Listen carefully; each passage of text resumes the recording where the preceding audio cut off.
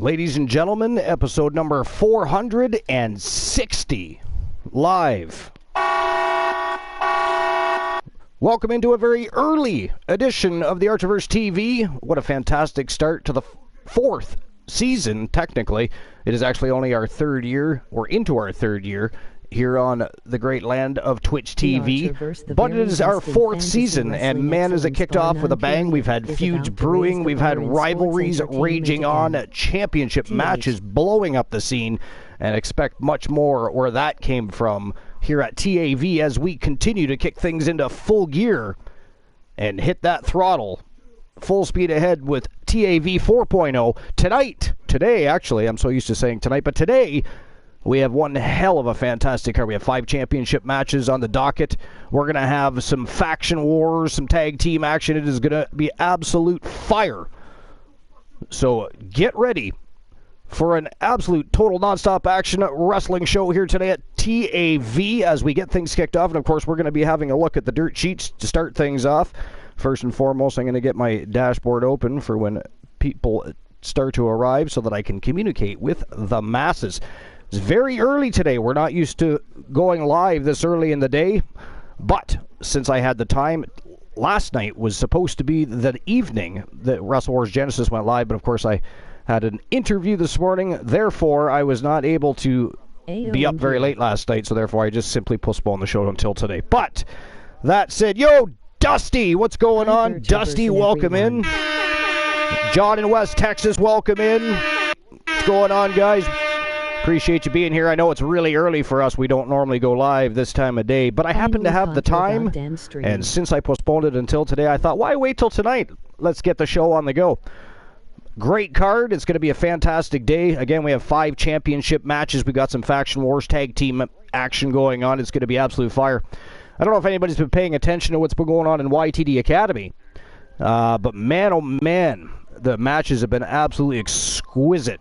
Great battles over there. We've had some feuds brewing over there as well, and we've had some rivalries from, of course, when Super Brawl was in existence, and, of course, Genesis carrying over to YTD Academy. So a lot of people climbing the ranks, some big victories. We're going to see some really great shows going forward. Dusty says, finally caught your goddamn stream. Yes, you did, sir. Yes, you did. And we appreciate you being here. What's new and exciting anyway? What are you guys doing today? You guys at work? What's happening? What is crack-a-lackin' in Dusty Land and Texasville? I'm really appreciate that Lillian and Jack getting their chances. Yeah, Lillian's been doing well. Jack Quad's been doing well. Working later today, 1 p.m. Working later today, Central. 1 p.m. to 6 p.m. Central. Nice. Now, what is it that you do, John? What do you do for employment? Out of curiosity, if you don't mind sharing, of course. Jack versus Logan was a joke match, want it? Jack versus Logan was yeah, it kind of was, yeah. It really was. Cashier at the Home Depot. Nice. Nice. Now, do you have other responsibilities there too, or do you strictly work cash there? Nice. Because I know being a cashier can be frustrating at times, right? Because people aren't always easy to deal with. Especially when you're dealing with, contractors and things like that. They're always strong-minded. And Dusty, what about you? What do you do for a living? I can't remember if you've told me before, actually. I know I've never asked John before. Not sure if we've ever discussed that. Primarily cashing people out. I do cover self-check registers as well. Registers as well, yeah. Superstar switch up. Now, do you enjoy doing that, John, or is that just something you're doing for now until you achieve something different? Superstar each day you visit. Like, are you currently going to school and just working at Home Depot, or is Home Depot just kind of a stepping stone for you until you get to something different? You were a carpenter, Dusty? Okay, awesome. I was a mason at one time. So you're not working in that trade now? Are you switching trades or just switching fields, period? Or shit, that's dope.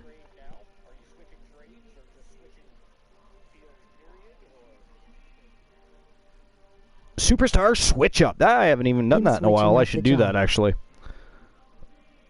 Let's see who I am today. Probably China. Superstar. Yo, I got Beth Phoenix. I always get a female. Almost always. It hates me. It genuinely hates me. I'm almost positive. Not going to school at the moment, mostly working. Dusty, of course you get Kenny Omega. Superstar. I get Beth Phoenix. You get Today, Kenny Omega, of Dusty course. is Kenny Omega. Of course that would work like that, right? Superstar. Today, And John gets Otis. I get Laughing. Beth Phoenix. You guys get Otis and Omega. That is ghastly, to say the very least. Oh, so John Otis is said, fucking yes, I have dope done NGL. mostly cashiering in my career, some experience stocking. Not going to school at the moment, mostly working. Oh, okay. Right. Now, do you have a different job field in mind, or do you kind of enjoy that kind of, that line of work? I mean, once you've worked at a place like that for a certain length of time, you do tend to get pay increases, and sometimes it's better to stay there than go elsewhere, technically speaking, but it is not funny, Dusty. How dare you? The new jackpot number for Otis is dope. I love Otis, actually. I just wish they would do something a little different with him. The number to win a YTV I wish they would actually championship push match him is and Gable 0. as I have a done more retail legit tag 10 team plus contender. Roselle. Home Depot pays I actually really think they well. work well as a unit. I really, really do. And you know who else I'd like to see added to their faction is Shelton Benjamin while he's still around. Turn that back into a faction and have Gable, Otis, and Shelton Benjamin Bring back running in heavy the tag team machinery with division. I think Tucker. that'd be cool. Bring back heavy machinery with... yeah, well, okay. You know, I'd be okay with that too.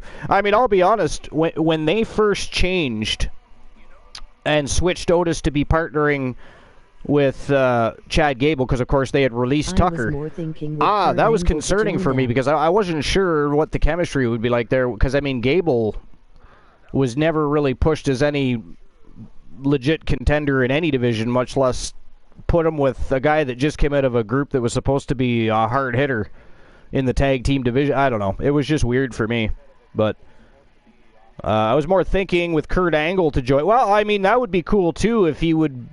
Now, I forget, is he under Legends contract right now? Or does he have no contract with them? I actually forget. Do you guys know? You've done retail 20 plus years? Home Depot pays really... Dude, yeah, you're probably doing all right then there. Good for you. That is some serious commitment. So, did you start working there when you were still in school?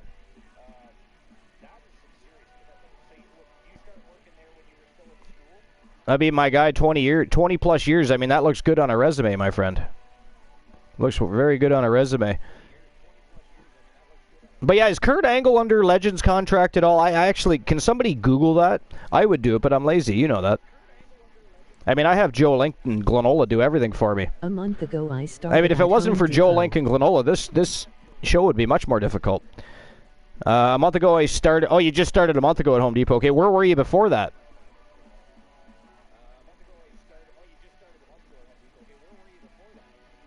And Dusty, you never answered my question. What are you doing now? Are you? He is under Legends contract. Okay, thanks, Dusty. Appreciate that. Gotta love the community at TAV. Always so helpful.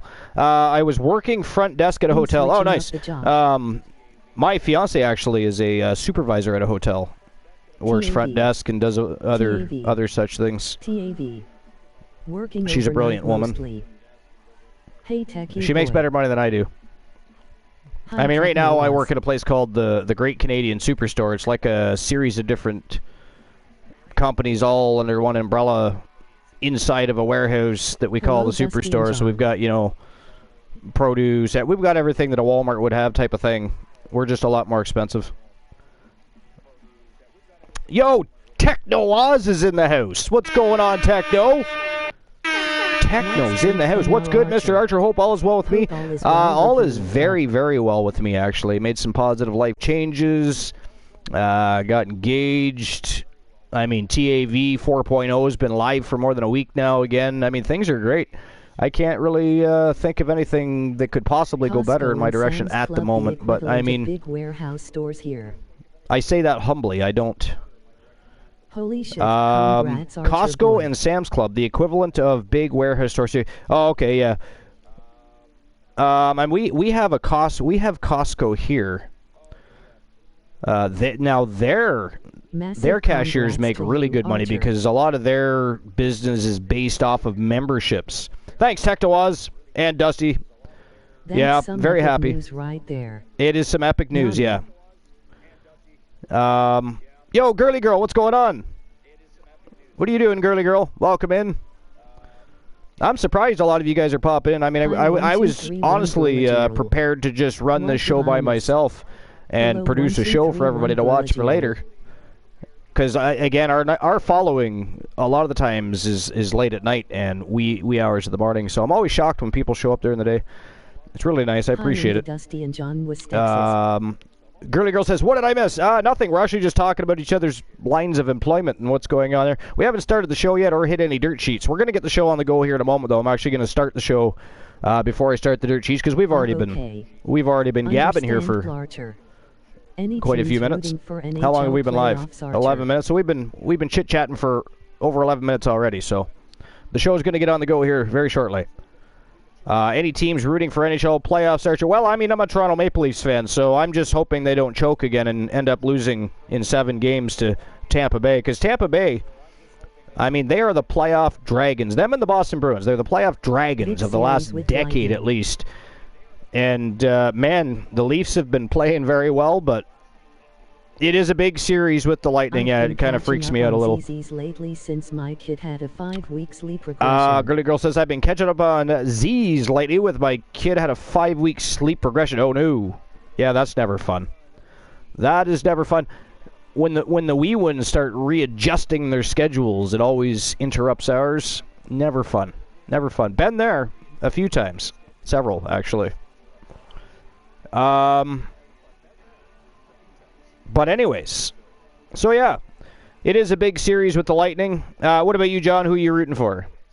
I mean, I know a lot of people obviously are behind the Boston Bruins right now. They broke the record for the amount of wins in a single season by 1 point with 2 points with 63 victories. So a lot of people are rooting for the Boston Bruins this year. And let's face it, they are up, what, 3? Are they up 3-1 right now? Boston's up 3-1, right? 1 Girl hope the kiddo is okay. And to Dusty says, hope the kiddo is okay. And to you too, girl, and catch up with the sleep. Yeah, absolutely. It's one of those things, sometimes you have to sleep when they sleep. And quite often that never matches up with our schedules, right? I would like to see Vegas get to the finals again. Flyers is my main team. I would like to see Vegas get to the finals again. Yeah, I think a lot of... Well, I mean, I've never really been a Philadelphia Flyers fan, although I did follow them closely back when Eric Lindros was playing for them. So... It's not like I don't like Philadelphia. I just never really followed them as like a favorite team or anything. But when Eric Lindros and a few other players that I actually really like played for the Flyers, I actually did follow them quite closely then. Yes, Bruins are up 3-1 over the Panthers. Yeah, well, yeah, Florida's going by, but I believe they are they not tonight? Is it not? Are they not playing tonight? I expect the Panthers to go bye-bye tonight. Back to the jungle. Goodbye. The Bears are going to keep hunting. They just woke up from a long winter's sleep. And they're going to continue to prey on those Panthers. They are going to disappear tonight. I think it's tonight. Am I wrong? I mean, you guys never mind pointing out when I'm wrong, so I'm sure one of you will correct me. You bunch of villains. All of you. Girly Girl says she's fine, but she will be 3 in 3 months. Ooh, 3 years old. So how did you, have you, aside from the sleep regression, have you had any terrible 2 issues, or is, have you been lucky? WCW or I mean, terrible 2s don't always start at 2. Sometimes it's 3 and 4. Not really sure why they always... You hit the terrible 2s already? Yeah. Tonight is Panther Bruins. Yeah. So the Panthers are going to go bye-bye tonight. Yes.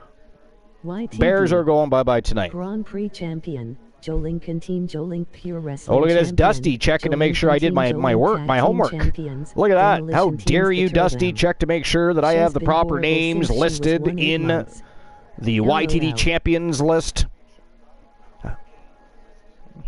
You know who else does that? Glenola. he will jump on just to make sure I've done, and if I haven't, he'll either message me or he'll just point it right out. That's not the right champion. They do not have the championship. Joe Lenk likes to do it too, actually. Let's not let Joe Lenk off the hook. He enjoys doing that shit too. Kraken versus Avalanche tonight, Game 5. Series is tied 2-2. Yeah, I knew that. I just wasn't sure if Boston played tonight or tomorrow night. It's the Leafs that play tomorrow night, I think. Somewhat. Girly Girl says, somewhat. Oh, she's gotten better, though, somewhat. Yeah, well, I mean, little girls are different, aren't they? See, I had boys first, and they were difficult, but not until later. You know, when they started to get a bit older. My experience with little girls so far, although little girls are I am not going to lie, they just get wrapped around my finger, and I'm not a very good disciplinarian when it comes to my daughters. I absolutely suck, and I get in trouble from their mothers all the time, or the women in their lives, whatever. But I find them difficult, like starting at like 3. I don't know. I have a tough time. I'm a terrible person to father, because I just kind of want to let them do whatever they want to do. You know, it's those things you want to make sure your daughter, you know, they're going to expect to be treated by a man in their life eventually, and the person they're going to look to, for example, on how you treat a lady is their father, which is why I always make sure that, you know, I treat my fiance with the utmost respect. Besides, she's an incredible lady, so she's deserving anyways. But so I'm under that mindset, and I'm not big on the disciplinary. I'm not good at it anyway. I won't say I'm not big on it. I understand children have to be in trouble from time to time. I'm just not good at it when it comes to the little tiny females, and they like kind of walk all over me. I'm not gonna lie, and but. You know, I do love my girls. She got into terrible twos when she was 18 months old. Oh, no. Wow, that started early, eh? Yeah. And for some children, I mean, terrible twos don't start till a little bit later, and maybe it's just a small little period of time. I know some parents got lucky and didn't have any. You know, you want to choke those parents. It's like, how did you? Can you please write a book? A manual would be perfection. All right, a manual would be perfection on how to raise little girls, specifically. Number one, first and foremost, boys are so simple, right? Well, I mean, for those of you that had children, I don't know, boys are just easy. I mean, girls aren't terribly difficult. They're just, again, when it comes to disciplining and the way they look at you, too. You know, you be right in the... So here, my daughter, you know, 6-year-old, I could be right in the middle of scolding her, give her in trouble, and she'll look at me and say, Daddy, you're so pretty. And it's like, What did you just say? Laughing. This is disciplinary time.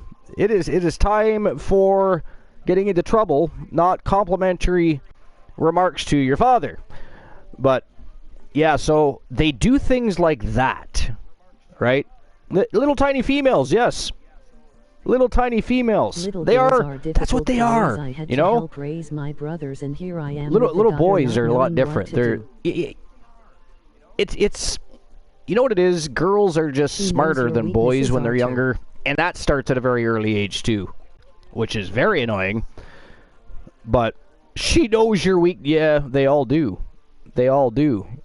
They're little. Not only are they little tiny females, they're little savages. Little savages. Well, actually, my other daughters are not little anymore. To be fair, one's 17, one's 22, and the other one is. What year is this? This is 2023, so I believe she's 25. I could have the math off on that. But anyways, I was no better with them, and yeah, I don't know. And then there's and then when they get older, there's the whole dating scene. The dating scene, I don't like the dating thing because girls like to date older men. They like to date older boys, and I want to hurt people. I hate it, but I try very hard to to behave. I try very hard to behave. But anyways. Well, yeah, well, I'm 45. I'll be 46 at the end of the year. But my first son was born. I was only 17. So he's actually turning 28. He's turning 28 years old here shortly. Father fidget till the end. Soul is learning how to work actually, so that would around make her my other LOL. daughter 25. Yes. 2 years old. Yeah, 2 years older than you. Yeah. Father figure. Oh, god damn it! Somebody ban Dusty, please. Soul is learning how to work around. Yes. Good luck, Soul. Haha. I mean, it is a tough thing to do. Tough thing to do. You know what though? Good for Soul. For wanting to learn, because it takes when it comes to bonus parents. I don't like to use the word stepfathers. It's got that stereotype to it. I just don't like it. Soul is a bonus dad, right? He's a bonus parent. So, and he has a bonus child, which is awesome. But when it comes to that, the bonus parent, is choosing to love that child is such a great thing, isn't it? Because maternal parents, unless you're a complete fuckface, you automatically have that bond, and you have that maternal love and instinct to love your child, take care of your child. The bonus parent, maybe they don't already have children, they're coming into the situation and they choose to not just love the mom, but they choose to love and take care of the child. That's a beautiful thing. It's a beautiful thing. But only took 20 minutes. You deserve, yes, because you. I agree. What did you say? Let me go back here. Hold on. You laughed at me, first and foremost, Dusty, how dare you? And then you said, father figure till the end because my daughter is only 2 years older than you. Ghastly. But anyways, you're 47? Nice. Now, did you just turn 47? You know what, before you answer that, let me get the show on the go. Here we are, still chit-chatting. It is, I think we've been live for just about a half an hour, 22 minutes. We have not watched one single wrestling match, and this is one hell of an epic card. Again, we got some faction wars, we got some tag team action, we got some singles competition in there, and of course, 5 championship matches. So it's going to be a fire card. Let's get things on the go. Right now, starting with the first match of the evening, which is the Wolfpack Horsemen taking on the Steiner Brothers. It is 2v2 action. The Wolfpack Horsemen consisting of the Wolfman, Alan Severn, and of course his partner in crime this evening.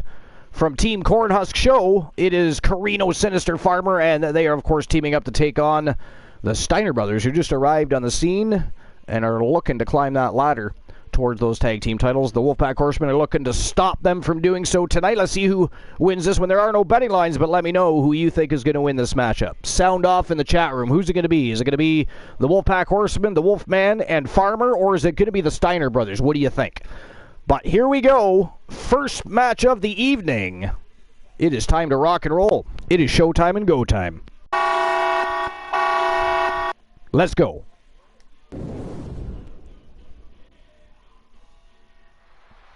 I have a good all right. Steiner Brothers. Wrestle Wars Genesis, ready to rock and roll. Let's do it. You get a good feeling for the Steiner Brothers?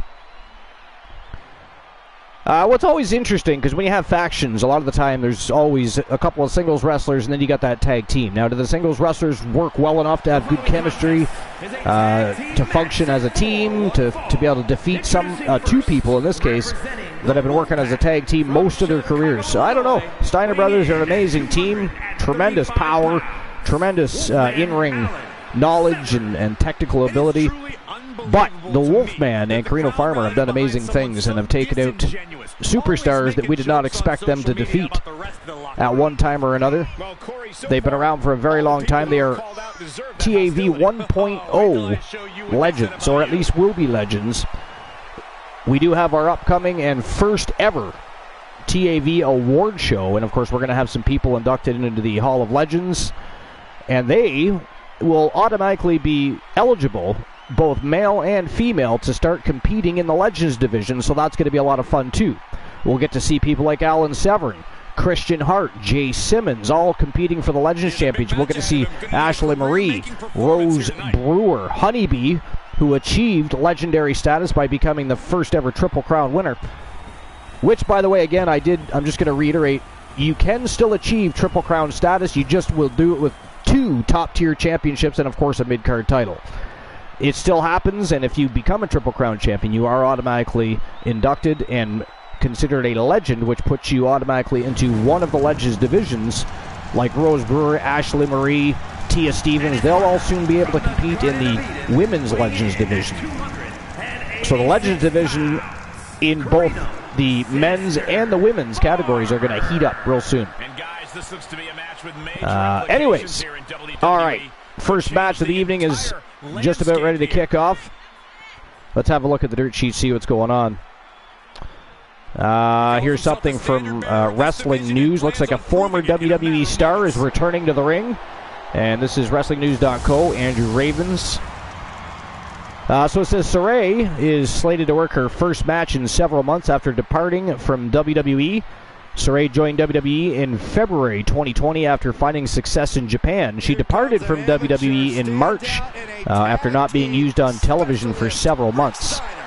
It was previously reported that once many of her biggest supporters were let go from NXT, she never factored into a consistent or major creative fashion after that. Her last match in WWE was last August on an episode of NXT in a loss to Mandy Rose. So Saray is slated to make a return to the ring when she promotes her own event on May 16 at Shinjuku Face in Tokyo. And it's going to be called Sarayism, apparently. So she is set to go one-on-one with Chihiro Hashimoto in her first match back. And looks like they're going to show us the match card here. Let's see what's going on. Looks like we have Jaguar Yokota and Nanane Takahashi versus Koru Ito and somebody that's to be announced. Then we have Arisa Nakajima versus Akira. Actually, it's Akari versus Miyuki Takase and Ibuki Hoshi. And the other match they list is Riko Kaiju versus Yurika Oka. No other matches are listed than those 3 so far. I'm sure they'll update that as more matches are released. So that's interesting. Saray slated to return. I mean, are you guys fans of Saray at all? Is there any Saray fans in the chat room? What do you guys think?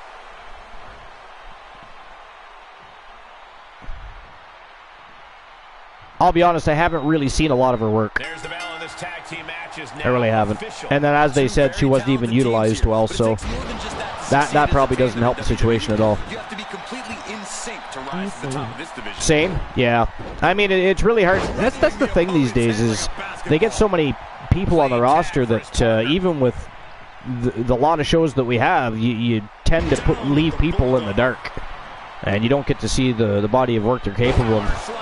Which is nice that we have AEW, New Japan, and some others now that they can go to and hone their skills, continue their craft, and hopefully get back into the WWE and get utilized better next go around. But yeah, I hate that. I actually can't say. I'll have to go watch some of her work in Japan maybe, because I don't want to say I do or don't like Saray. I really, honestly, and not out of ignorance or anything, but I just have not seen a lot of her work, so I can't really say if I'm... So therefore I can't say I'm excited that she's returning, but hey, good for her. She's got another WWE contract, and she's coming back to the big stage, so there's that, right? Yeah. So anyways, let's move on. Next one is from RingsideNews.com, and let's see who it is. Sabarjeet Mukherjee.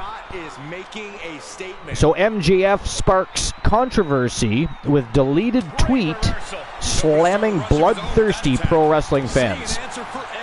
All right, let's see what's going on there.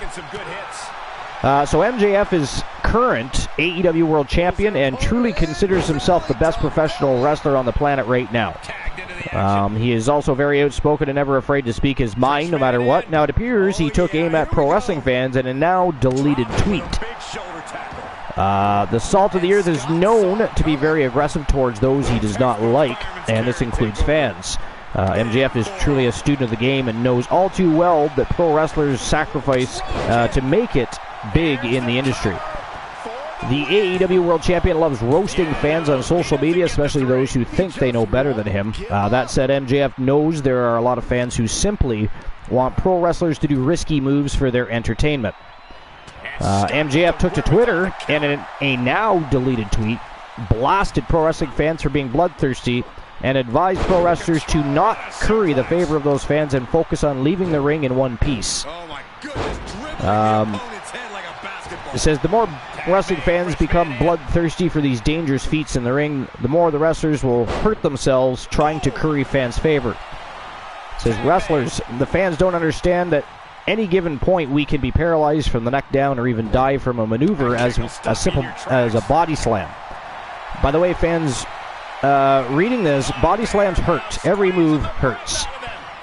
They will keep moving the goalpost of what they deem is good, so before you do something stupid, consider this.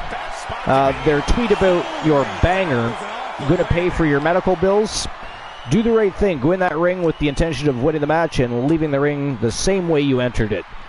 Get the winner's purse and get out. Some also believe that MJF lacks heel heat like Dominic Mysterio. That is the second time I've been reading an article and they keep correlating Dominic Mysterio with MJF. Can we stop doing that, please? Can we place that? I mean, so I just barely started watching AEW again. Not that I already didn't know the skills of MJF, but I just barely started watching AEW again because, I mean, their product for a while was just... I mean, there's been some good, really good stuff going on there lately. I'll be honest, I'll admit that. But I'm sorry, Dominic Mysterio, because I watch WWE all the time. Okay, Dominic Mysterio should not ever be put on the same level as MJF for any reason, at all. I mean, why? Why? Because Rey Mysterio is his father? Is that why we're doing this? We're gonna make it look like he's. It's just so weird, man. Techno says, so many high spots are just stupid. They don't need to have the fans clapping like trained seals to make a great match. Keep it to one, maybe two a match. Tell a story rather than dig for cheap. Yeah, I 100% agree.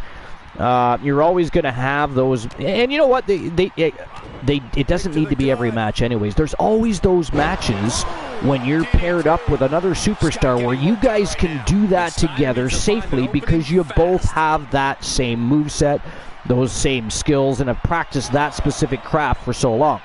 You know what I mean? Any luchador can get into the ring with another luchador and perform strong style or whatever, you know, but not every superstar is meant to be a luchador, much less deal with high-flying, risky spots all the time, whether it be them doing it themselves or having somebody else do a 360 splash on your ass.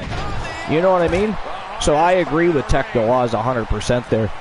There's a place and time for the high spots and the risky moves, but it shouldn't be every single match. And that's one thing in the past that WWE kind of maybe put too much of a stopper on, but now lately it kind of seems like they're pulling the plug a little bit and letting people... But I mean, I don't want to see...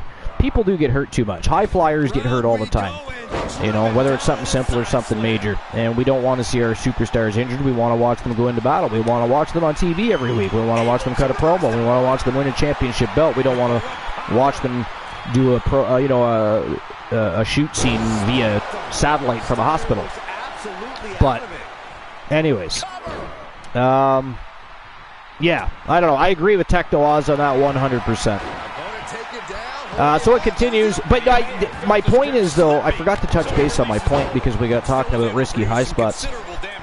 Dominic Mysterio is not as good as MJF. Listen, I'm not even a huge AEW fan. I'm not. Anybody that watches the Archivers TV will tell you that. Do I like AEW? Yes. Do I love AEW? No. I'm not one of their cult followings. But MJF is on a completely different level in the ring, on the microphone, than Dominic Mysterio. I don't understand that correlation. But anyways, I'll stop there before we talk about that too long. So anyways, these were certainly some scathing words for MJF, and it's likely quite a few pro wrestlers will agree with what he said. Regardless, MJF will always speak his mind and will never change that. And then it actually showed a picture of the tweet. I don't need to reread that, but what do you guys think? Do you guys, other than Techno Oz, do you guys agree with MJF? Do you agree with what Techno Oz and I were talking about regarding the risky spots and the high-flying move sets all the time? I mean, again, there's a place for it. There's always those pairings where it can be done, and not just done, but done safely, because other people already know how to do that very well. But I think when you're putting, say, a regular brawler in there with some guy that wants to fly around the ring and perform top rope drop kicks and other such thing, I mean, I just think it puts the brawler at risk, because he's not used to those matchups, and he isn't necessarily seasoned at taking those bumps.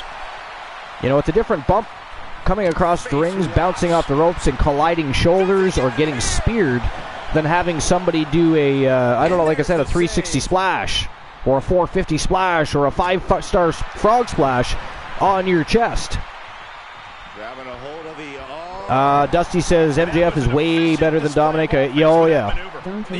I don't understand the correlation or the need to correlate Dominic Mysterio with MJF. Is that, are they going to try and create a long-term rivalry here between them eventually? Maybe get under the skin of MJF in the comparison of Dominic Mysterio, who granted is the son of a legend, but he's far greener.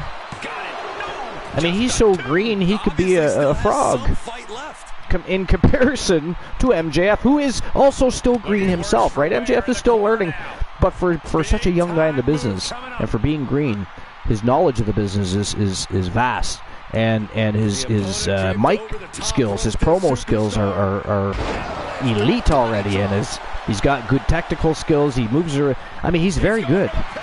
He's very, very good. I still think he should be in the WWE or in Japan, right? I don't think AEW at this point in the game really knows what to do with, because, I mean, there's been even comments about MJF not being able to garner heel heat. I don't know if that's true. We've all seen him get booed before, but I think MJF has the ability to have a crowd eating out of the palm of his hand, and he's only going to get better, and he's very young. Very young. But I would love to see him in Japan, personally. I'd even like to see him go to Impact Wrestling and then make his way over to WWE, because I think he's a future WWE World Heavyweight Champion. I really do. I believe MJF eventually holds the WWE World Heavyweight Championship at some point. We'll see. I'm not saying he's going to jump ship as soon as I believe his contract is up early in the year 2024. Dusty, can you fact check that for me? Or John West Tech, somebody fact check that for me. But I believe that MJF's contract is up early. I won't specify a month, but I'm going to say early 2024. Early 2024, I think. He's been placed in the corner now. Gets him in position. I'll tell you, this is one hell of a battle between the Steiner brothers and the Wolfpack Horsemen.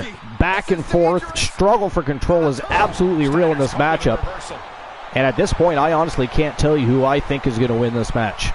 In the beginning, I was kind of thinking that the Steiner brothers might have an edge, because they're so much, they're so seasoned as a tag team in comparison to Carino Farmer and Alan Severn. But expires start of 2020, so that's really early.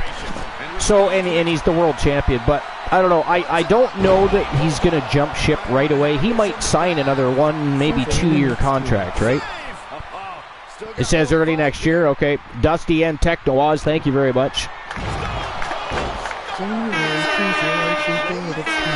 And John in West Texas jumping in with the deets. Thank you guys all. Appreciate you. So January 2024. Now, again, whether or not he jumps ship right away, or maybe he signs another year deal, 2-year deal, then decides to go, who knows. But I still think eventually he's holding up. He's going to compete at WrestleMania. This is the perfect time for Yo, Sir Jack. What's going on, Sir Jack? The perfect time to stream. Well, I mean, I don't know. I mean, I would like to do some more daytime shows. I also like the nighttime shows because there's some people that only catch it later at night or first thing in the morning. So, but I do enjoy when I'm able to run the show early sometimes. And I thought today, you know, first of all, we don't even run shows on Wednesday. Second of all, I don't run shows during the daytime. So I was literally prepared to, again, run the show simply so you guys had a show to watch later tonight. I don't expect people to stop doing what they're doing in the middle of the day or their regular programming or other streams they might go to and communities they might be a part of just to come watch me because I decided to change my schedule for the day. But you know, the fact is, you guys are just all really fucking awesome. Right? You're all legends. And I appreciate you. The Archiverse channel and its community appreciates you. You should appreciate each other because you're all awesome, brilliant. One thing I like about the Archiverse TV channel is we have so many brilliant people in our community, so many great streamers, so many talented gamers, people with some great lines of work. And a lot of us have become friends both here on Twitch, on Discord, and outside. We talk on different, you know, some of you actually have my number and text. Some of you message me on Facebook. You know, it's just awesome. You guys are all really cool. It's been an absolute pleasure to slowly watch this channel continue to build and grow, and new members come in. And so many people here that have been here the whole time. It's pretty awesome. Put a match on YouTube. I thought they were going on the card. No. Well, we were going to do a live YTD show, but we'd only done a certain series of dark matches. Some of them were for Super Brawl and Genesis, and then others were for YTD. So what I wanted to do was run some more dark matches to continue building up YTD Academy, and then run a live show. We are going to run a live show this week. We're going to do a second live show this week, and it's going to be YTD Academy Live. I think I've got enough to put something together now. There's been some stellar matches. And I've got I think enough to go on for a card. I haven't even got myself. No, you know, yeah, I know. We need to re-ink that contract, Tecto Oz. We can do that anytime you want. Anyways, you know that. You're a valued member of this community. You don't ever have to worry about that. You just let me know when, and I will tell you where. But yeah.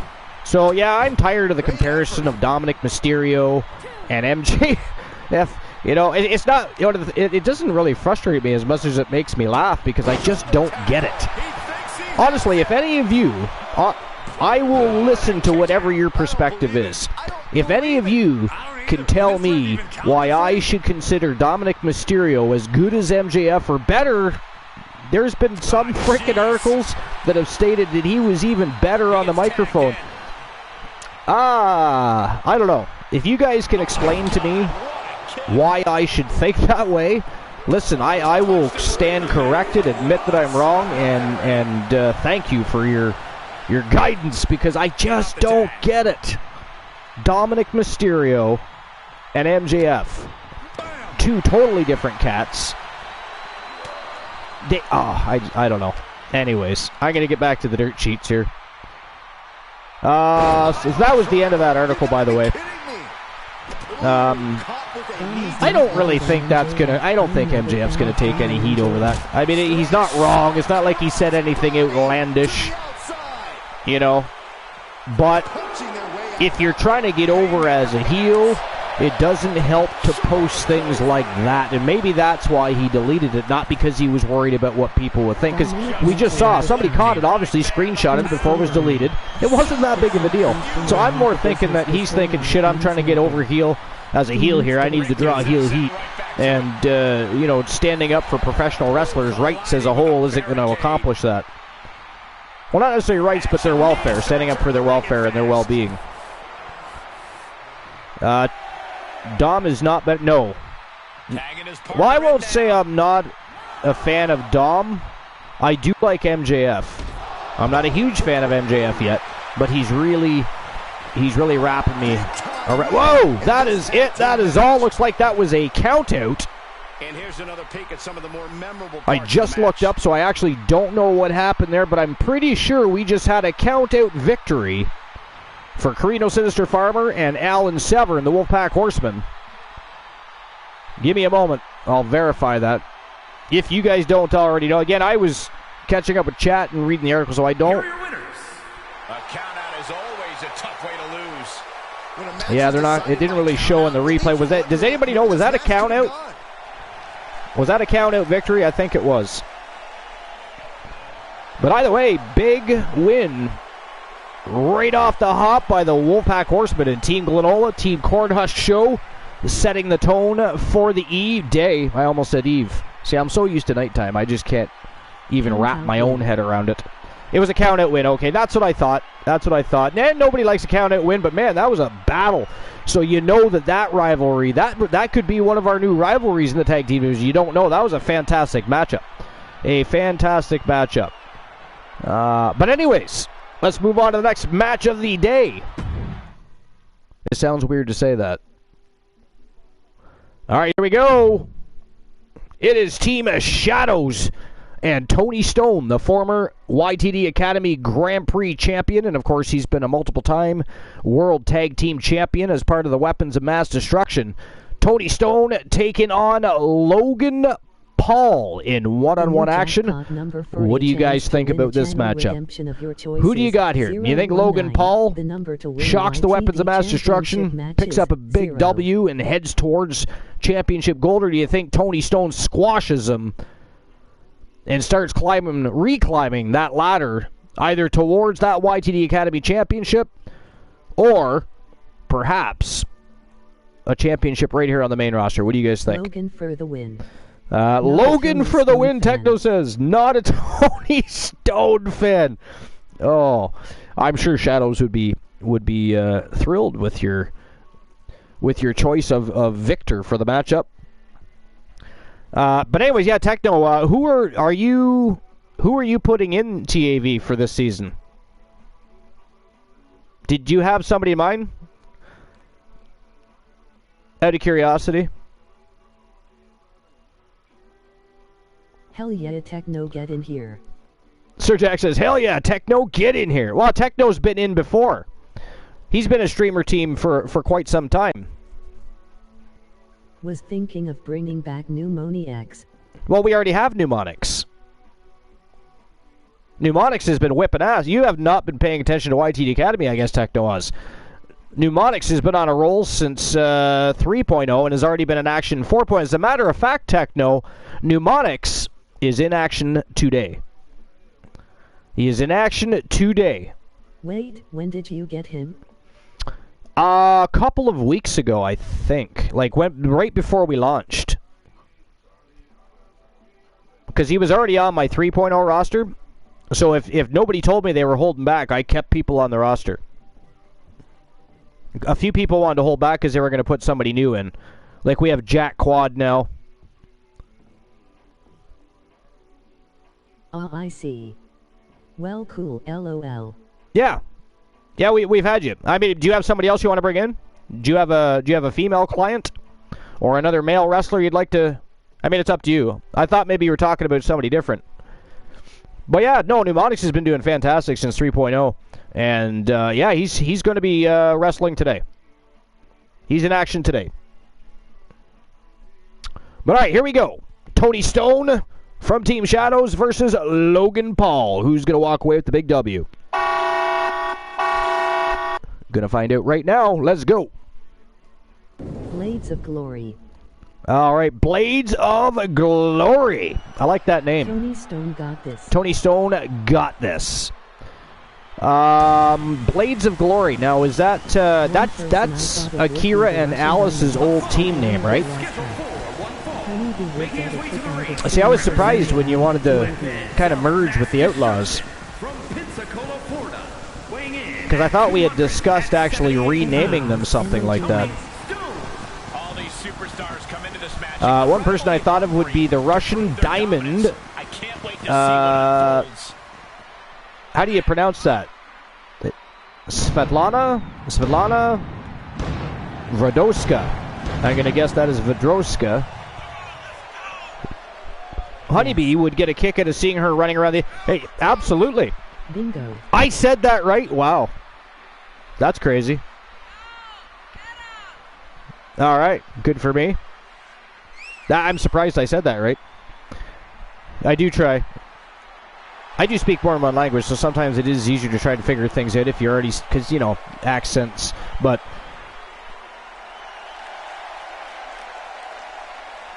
okay, so anyways. All right, so the Russian Diamond, Svetlana Vodroska. So if you want to put your information in Inca contracts, immediately following the show, I'll make sure she gets signed and gets a match over at YTD Academy. Yes, sir. Okay, excellent. Fantastic. And by the way, it's another woman in the women's division. Another woman in the women's division. Never hurts. What a deep, man, I'll tell you, the women's roster is fantastic so far. Absolutely. I mean, we've got Lillian Dust, Rose Brewer, Tia Stevens, Akira and Alice Blade. I mean, there's so many great superstars already. We got the She-Fiend. Absolutely amazing. Michelle Vaughn from Team Dogface. And that goes with any of you guys. If you guys already have a male wrestler or a female wrestler signed, and you guys want to ink a contract to a secondary superstar, and you want to manage two superstars, you're more than capable of doing that. You are allowed to do that. We do allow two. I was thinking about putting a channel redemption reward in there if people want to sign a third. Some people do like to do that, but I'd prefer if they actually earned the right to do, because some people just come in and want to do stuff like that right away. I think if you're going to create a faction, that should be one of those things that are earned, because there's already people that have been running wild, winning titles, forming factions longer than they've been here, so they shouldn't be just jumping into a faction war. Let's see. I merged with the Outlaws because myself and Joe had already spoken about that leading up to the end of 2K22, so it's just for now. As far as my storyline goes, it's going to last till the summer when Akira gets hurt and she'll be forced to retire and will be replaced by my other Blade, in which her and Alice are heels and they'll break away from the... Nice. Dude, that is awesome storytelling right there. I love it. And let me know what you want to do to build matches around that. If you've got some teams that your team would like to face in addition to championship matchups. Anyways, what was the overalls for TAV? Everybody is maxed out, my guy. Everybody's maxed out. So it's not about... And plus, you know, in Universe mode, wins and losses, you lose and gain attributes and experience points anyway, so that's always changing anyways. But I leave no room for, oh, well, that guy was an 89 and that guy was a 91. Everybody's maxed out. It's how you build your wrestler. It's all on the streamer team.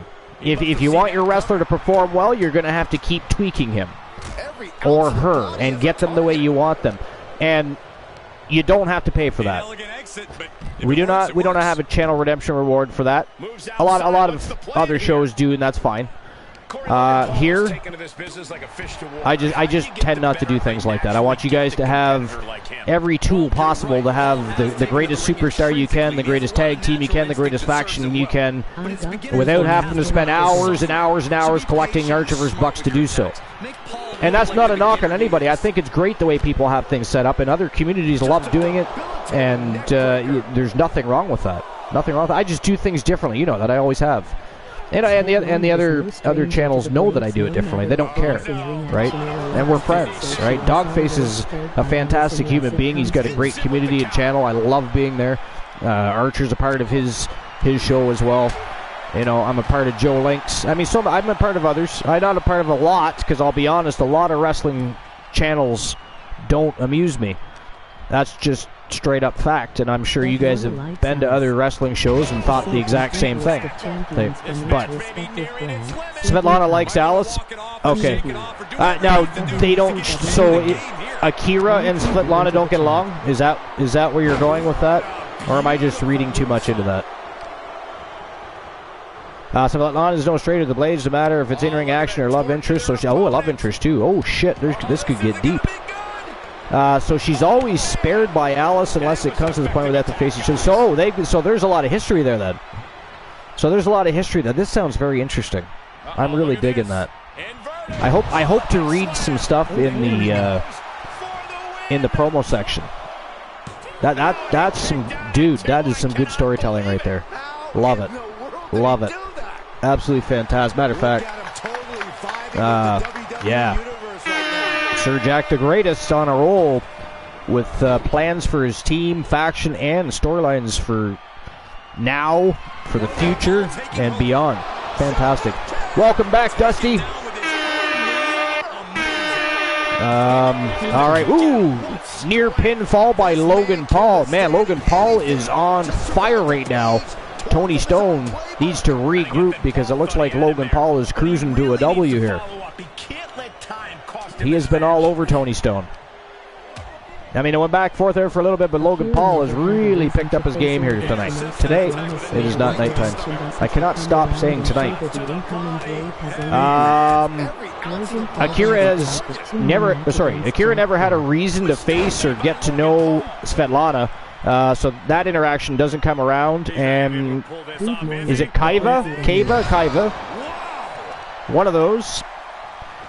The incoming Blade has only beat or lost to Svetlana, so she absolutely despises her almost as much as she despises Honeybee. Oh, yeah, so that's the other interesting thing to me, because I really love the Honeybee character. Honeybee Wrestling, or Queen Bee, depending on how you know her. She's Honeybee Wrestling, but she's Queen Bee on the TAV Discord. But her storytelling and her character is fantastic. I've really, really enjoyed it. And for that matter, actually, can I get some shout-outs? Can I get a shout-out for Honeybee Wrestling, please? Not Queen Bee, but Honeybee Wrestling. Yo, France with 2 L's. What's going on, my guy? Yo, speaking of Filthy Animal, I was literally in your stream the other day, my guy. I was watching you do your thing, and I don't think you knew I was there. Redeemed written in the stars. I actually forget what that is. Let me have a quick look.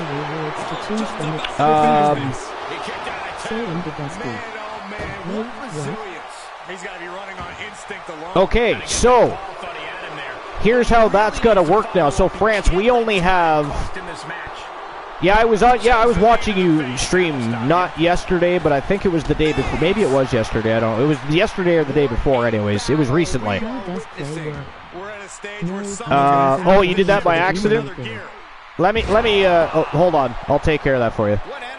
I was gonna say, because there's only YTD Academy and Wrestle Wars Genesis now, how Written in the Stars will work is it will send a main roster superstar back to YTD Academy for no less than 3 matches. I just haven't changed it yet because we're still kind of getting things put together after we made our changes and reduced the roster down to one live main roster show. But yeah, I will take care of that. But yeah, let me go ahead and refund you that. Dusty, your numbers are 8, 2, 6. Good luck in the Dusty. There are some amazing and fun channels to choose from if you are the choice. It could be over here. This is it. It only gets a 1 count. What? What do you say? This is amazing. Just make sure. All right, France, you should have your Archerverse bucks back. I just refunded it. Did you get that back? And by the way, first and foremost, it is very disturbing that you have that many Archerverse bucks. I'm not gonna lie. Not gonna lie. So the numbers for the jackpot are 019 and 050. So 831 unlucky and 624 unlucky, 826 unlucky. Don't forget, you can play it twice. All right, France, perfect. Thank you for letting me know. I don't think I have no mods in here right now. I'm going to fix that problem. Give me a second, would you?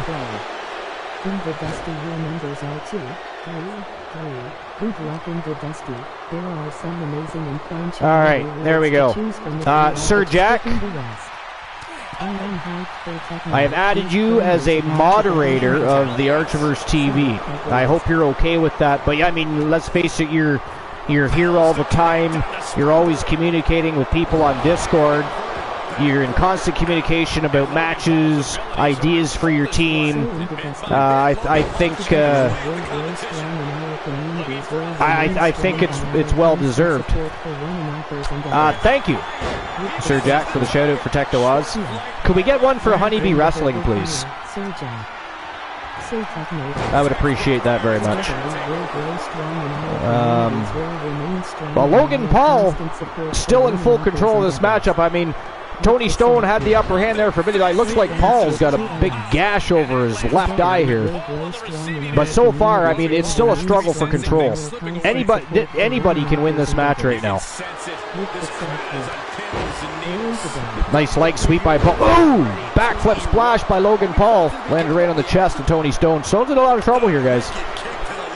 Snorhawk 64 in the house. Snorhawk, we are definitely early today. I was going to message you, Snorhawk. I wasn't sure. Did you want to have Carlos Hawkins put back in as an active wrestler? I meant to discuss that with you. I mean, he did very well in his comeback to 3.0, so I wasn't sure. Wow, Logan Paul. Yo. Big 5-star frog splash there. I mean, he was on point. Suplexes, the frog splash, and this was the one that did him in, I think. This was the... Oh, he missed. Nope, that wasn't the one. Yeah, you did call that, yeah. You did call that. All right, so congratulations to Logan Paul. That is a huge victory for Logan Paul, because not only did he defeat Tony Stone, he just took out a member of the Weapons of Mass Destruction, which is not an easy task. Believe me, Tony Stone's been a multiple-time champion and tag team champion. Team Dwight Shadows is absolutely phenomenal in leading their superstars, but if I were Logan Paul, though, I mean, I'd be happy about the win. It's huge, and he's going to move up the ladder of command, but I'd be sleeping with an eye open. He just took out a member of Weapons of Mass Destruction, who are one of the most formidable factions that we've ever seen. So we'll see what happens. He's on the indie circuit right now. I plan on... Oh, you're going to create him yourself? You're gonna... All right, awesome. You let me know when you're ready to go. Yo, Sir Jack with a gifted sub to Techno Oz. Techno Oz, I'm sure, really appreciates that. I appreciate that. The community appreciates that. Thank you for your hospitality. And a deserving member. I always love to see the members get gifted, because you guys are just all awesome. If I could give everybody a gift sub, I would, believe me.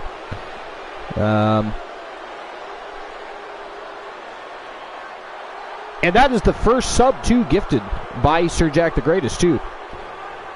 Fantastic. Thank you very much, Sir Jack the Greatest, for the gift sub to Techno Oz. That is fantastic. What a kind thing to do. And again, I'm sure everybody appreciates that. He's on the indie circuit right now. Okay, Storehawks, again, just let me know when you're ready to rock and roll, and I will make sure I am ready to rock and roll. And we'll get it. Now, is it still going to be Carlos Hawkins? Yo, another gifted sub, this time to I'm the Dusty. I'm the Dusty, another very valued member of this community. I mean, we can keep saying that all night long. You guys are all valued members. You're all awesome, legends, fantastic human beings, brilliant.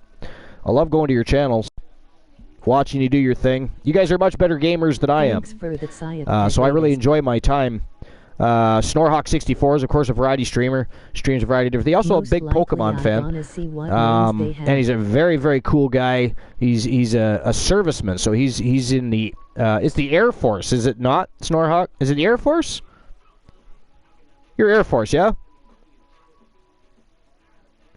No matter which division of the military you're in, we do, by the way, first and foremost, we thank you for your service. Yeah. Most likely, it's the Air Force. Okay. And again, thank you for your service. You know, the men and women of the military are our true heroes that walk around every day trying to make the world a better place, and they do not wear capes, and they are not bulletproof. But they are, in fact, heroes. So, congratulations, Snorhawk. You're a hero of the world, and we appreciate you. And anybody else that's a serviceman or servicewoman. Anybody else that's in the military, I don't care what branch you're in, you're all awesome. We love you. We appreciate you. We hope you remain safe. And we thank you with words we can't describe for you guys making or attempting to make the world a better place as you put your body, your life on the line every single day. It's a truly, truly fantastic thing. And it takes a special person to be a special people to be able to do things like that. So we appreciate you. Okay, so it is not November.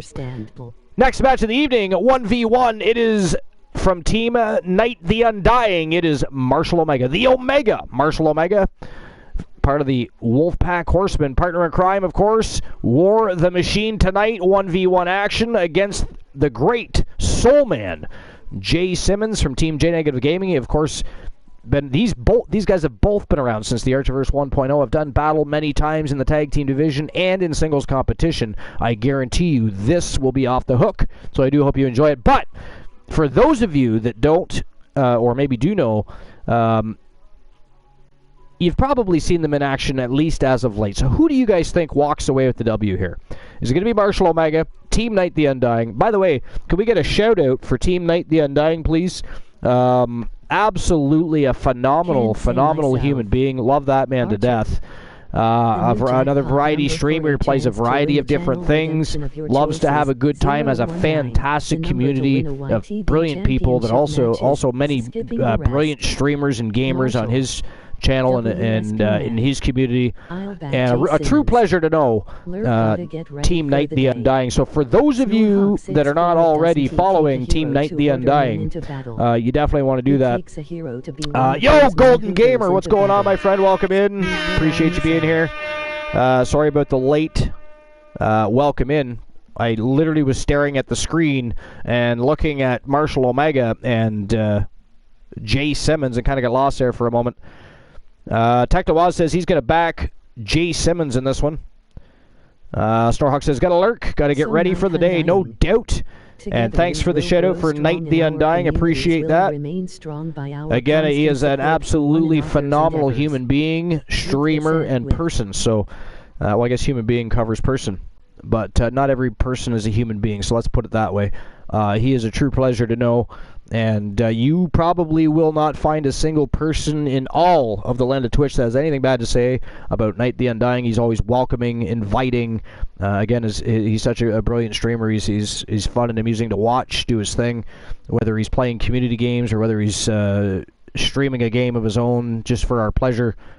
True great human being. So definitely jump over, follow Night the Undying, who I don't know if he's still live right now. He was having a 24-hour stream. So if he is still live, if you guys would jump over for a moment and congratulate him on his stream-iversary, because it is his stream-iversary, and you tell him that Archer says hi, and the show will still be on the go when you get back. But I would appreciate that. If he is still live, he's live. If he is still live, jump over to his channel. Make sure you follow that man. You tell him Archer says hello, and you'll see what I mean. He's such a great human being. The show is going to be on the go. I'm going to get this matchup going, but jump over. You can come back after you're done, perhaps meeting Night the Undying for the very first time. It is something you should do. Go do that. I'll get the show on the go. Let's go. Marshall Omega, Jay Simmons. It is Team Night the Undying versus Team J Negative Gaming. And again, these guys have been around since the Archiverse 1.0. So they have gone to battle many times. Tag team division, singles competition, over championships, no championships. This is going to be a great matchup. And I know right now if the Wolfman was here, Team Glenola was here right now, he would be absolutely thrilled. Absolutely thrilled to see these two squaring off against each other. He's a big fan of the 1.0. He likes to hang on to the past a little bit, Team Glenola, right? So anytime one of the 1.0 guys get in there and duke it out in that ring with some of these young up-and-coming bucks, he gets excited. But this matchup here, I think, would truly excite him. I got updated Demon Killer. You do? Awesome. Okay. Well, you know where the Inca contract section is, Golden Gamer. We would absolutely love to have Demon Killer running the roads. Sir Jackie, I understand Leyland Dust was always heel to the end. Meanwhile, Vendetta could go either. Vendetta? Who is Vendetta? Explain to me who a Vendetta is. I would like to know who Vendetta... I don't think I'm familiar with Vendetta. Am I? Do I know Vendetta? Which... Are they a part of a show right now somewhere? Vendetta is from DCW. Oh! Good God, that's right. I knew that. I bloody well knew that. Okay. I know who Vendetta is now. Now, are you thinking about bringing Vendetta? There's another thing. I didn't have any mods earlier. Can we get a shout-out for Dogface, please? And if we're still live, we're so going to raid his ass, by the way. If Dog goes live, and we're still live, we're going to invade his ass.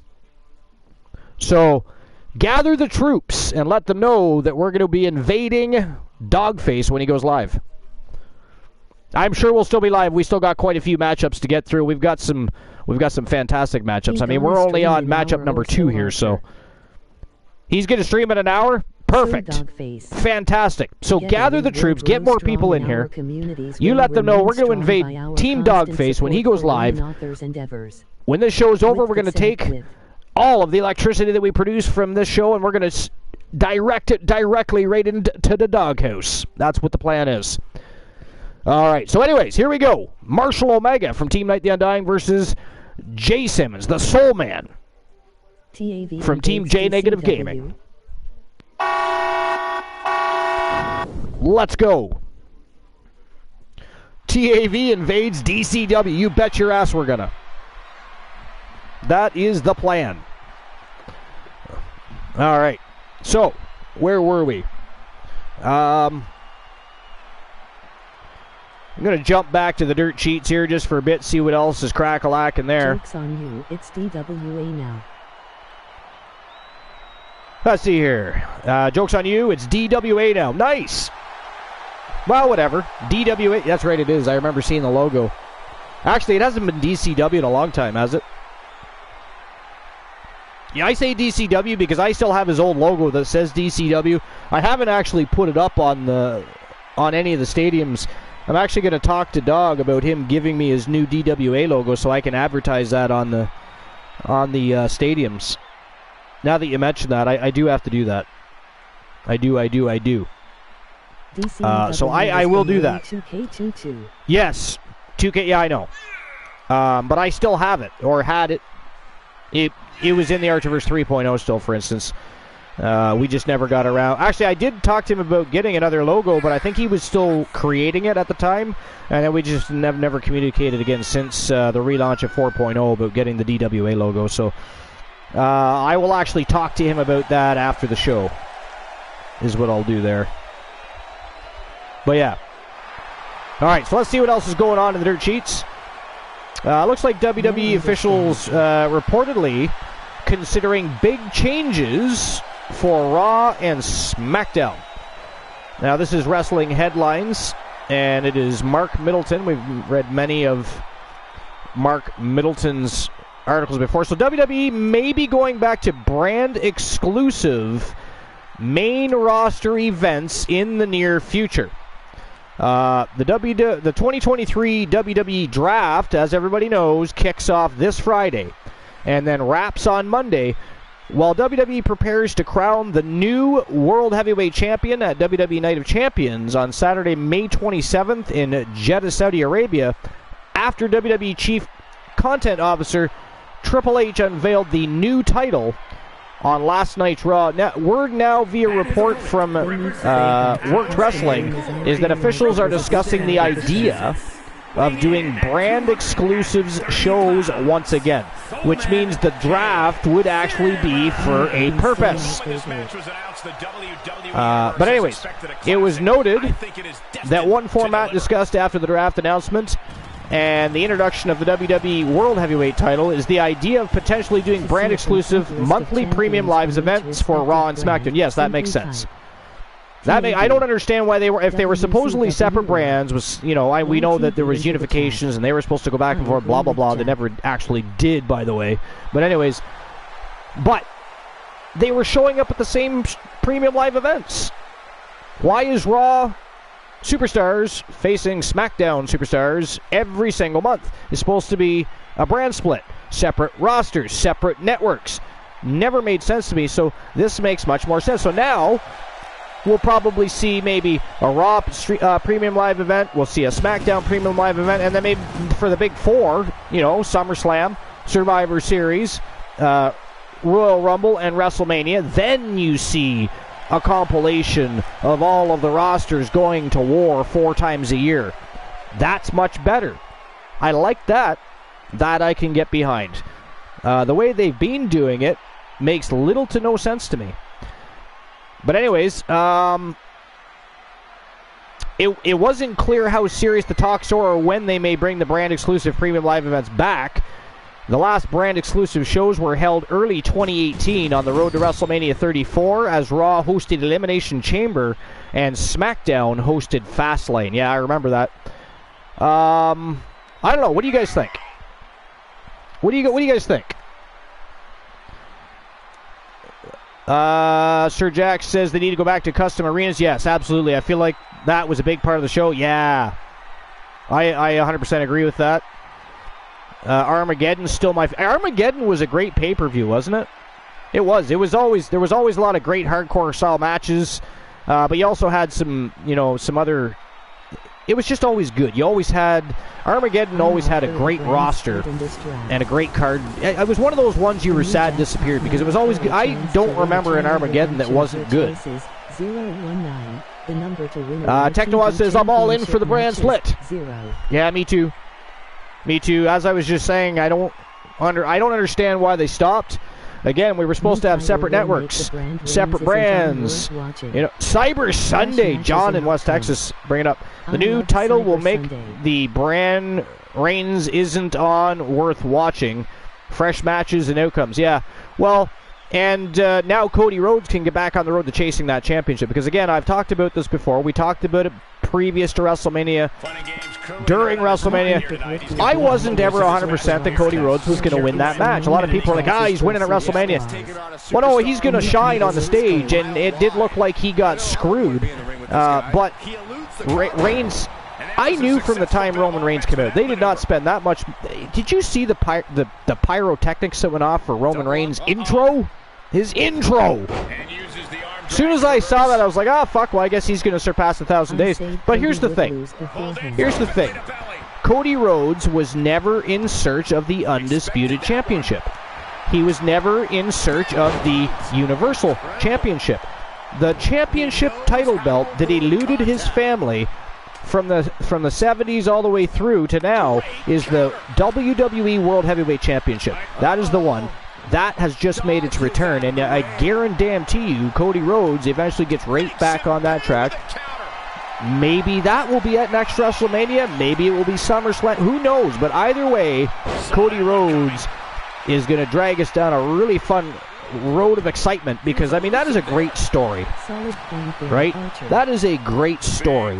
That the son of Dusty Rhodes and the brother of Goldust finally, one of wrestling's royalty families that have eluded have finally grabbed the brass ring and really solidified them as a great family in wrestling royalty history. So I think it is a fantastic story. I love Cody Rhodes, always have. Even when people knocked the Stardust character, and he wasn't a big fan of it either, he actually took that and did wonder. I mean, I thought Stardust actually was better than Goldust.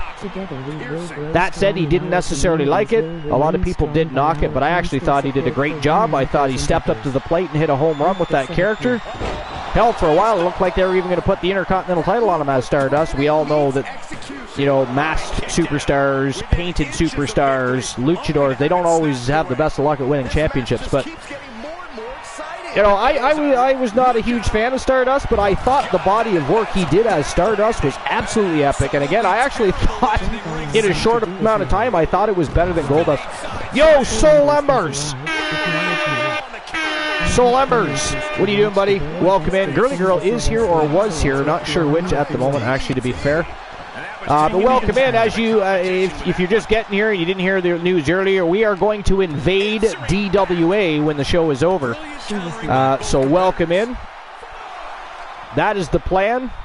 Right now, big match between Marshall Omega and Jay Simmons, the Soul Man. Two OG superstars going to battle. Love it. PlayStation is screwing me over. Explain. What do you mean they're screwing you over? What's going on? Archer, what's your thoughts on CM Punk going to... Excuse me? I feel as if he buried hatchets and actually wanted to talk to people. Was just to fix past mistakes, just in case he never... Oh, just in case he ever did decide to come back, so there's no bad blood. Can we back the production truck up for a moment? Can we explain why? Is there a reason you're asking me what my thoughts of CM Punk going to Raw are? Like, is there talk of him going to the WWE now? Because I thought he was talking about going back to AEW. I'm so confused right now. I mean, it is CM Punk. Anything can happen. I assume Jack Quad is on YTD only. Same with Lillian. They are right now, but that's going to change for at least Jack Quad. And I don't think Lillian's going to be far behind that. I mean, JTG might return. JTG might return. Fuck, I like JTG. Really? That would be awesome. Apparently, he was seen at the recording. I wonder if that's in the dirt sheets. I actually didn't know that. I would love to see JTG come back. Apparently, he was seen at the recording due to it being in Chicago. Really? Now, is he still working with ESPN? Is there maybe a reason he was in Chicago? You know, he just maybe it was coincidental happening. But yeah, at a WWE event, though, yeah, that doesn't make sense. Wow, that's interesting. Okay. I guess I better start paying attention. Well, there's only one regular season show now, Dusty. There's only one. There's only Wrestle Wars Genesis now. YTD Academy just got a whole lot more important because not only do they produce a lot of feud and rivalry building dark matches, but they're also going to have more live shows now. And of course, we'll have opportunity for other tournaments as well, freeing up space and time. But yeah, no, Jack Quad's doing phenomenal. I would imagine you'll see him on Wrestle Wars Genesis, maybe even next week. Maybe even next week. All right, so big win for the Soul Man, Jay Simmons, over Team Night, the Undyings, Omega, Marshall Omega. Big victory for Phenomenal Soul. I'm sure Team Joe Link will be happy about the news that his partner in crime picked up a big W for himself and for the team. So again, congratulations to Team J Negative Gaming. Congratulations to Team Joe Link and Phenomenal Soul. And it is now time to move on to the next match of the day. Let's go. Let's go! And apparently that was our third match of the day. Apparently, ladies and gentlemen, the host with the most here at the Most Must-See Show on Twitch and YouTube TV cannot count. So here we go. Matchup number 4. It is a battleground matchup. It is the Weapons of Mass Destruction, consisting of Fat Lad, Mitchell Vaughn, Big Bubba Bruno, Mnemonics, and the man called Drek, taking on the entire NWO. It is Big Sexy Kevin Nash, Scott Hall, the Immortal Hollywood Hulk Hogan, and Six, the man that just came out of a heated rivalry with Fat Lad Mitchell Vaughn. Fat Lad Mitchell Vaughn, of course, did pick up the rivalry victory over Six, who was going back and forth between whether he thought he was X-Pac or Six. Mitchell Vaughn did not play any games, came back from a 2-0 deficit and squashed him 4-2. What a phenomenal feat. But here we go. It is the Weapons of Mass Destruction versus the NWO in a battleground matchup. Let's go. It is showtime. And go time. All right. So, great to hear. Sorry, what's great to hear? Oh, that I'm assuming you're probably talking about Jack going to... Yes, okay, Jack Quad might debut on Genesis. That is great. Yeah, well, I mean, he's been doing fantastic at YTD Academy. You can't keep an animal cage too long. Took the beads off for Please tell me you took the beads off of Bubba's ring. Actually, I'm not sure if I did that or not. Oh, for Bubba's ring? Were they on for Bubba's ring entrance? I never actually noticed. Did you accidentally leave those on for Bubba's ring entrance? Yay.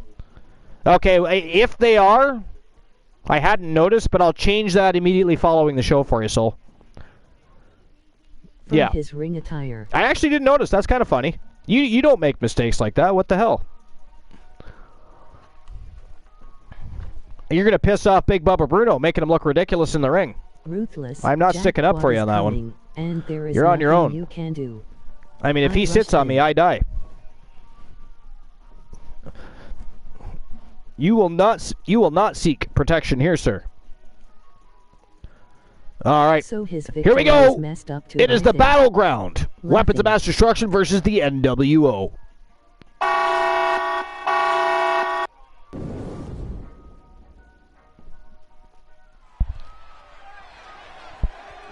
Showtime and go time.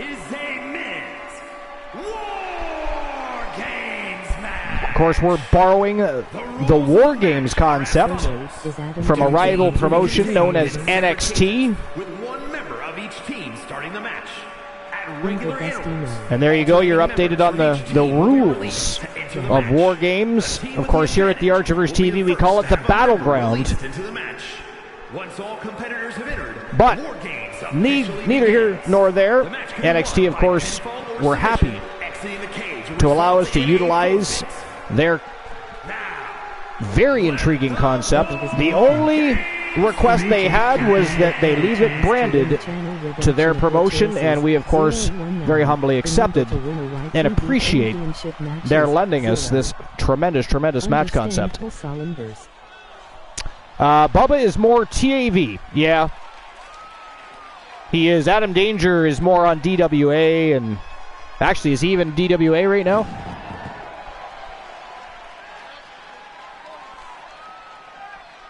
Introducing first, I don't even know. Is he DWA right now, or just Big Bubba Bruno? I know Bubba is. And by the way, Soul, are we putting Ashley and Stephanie together as the sisters? Or what are we doing there? I forget what we discussed.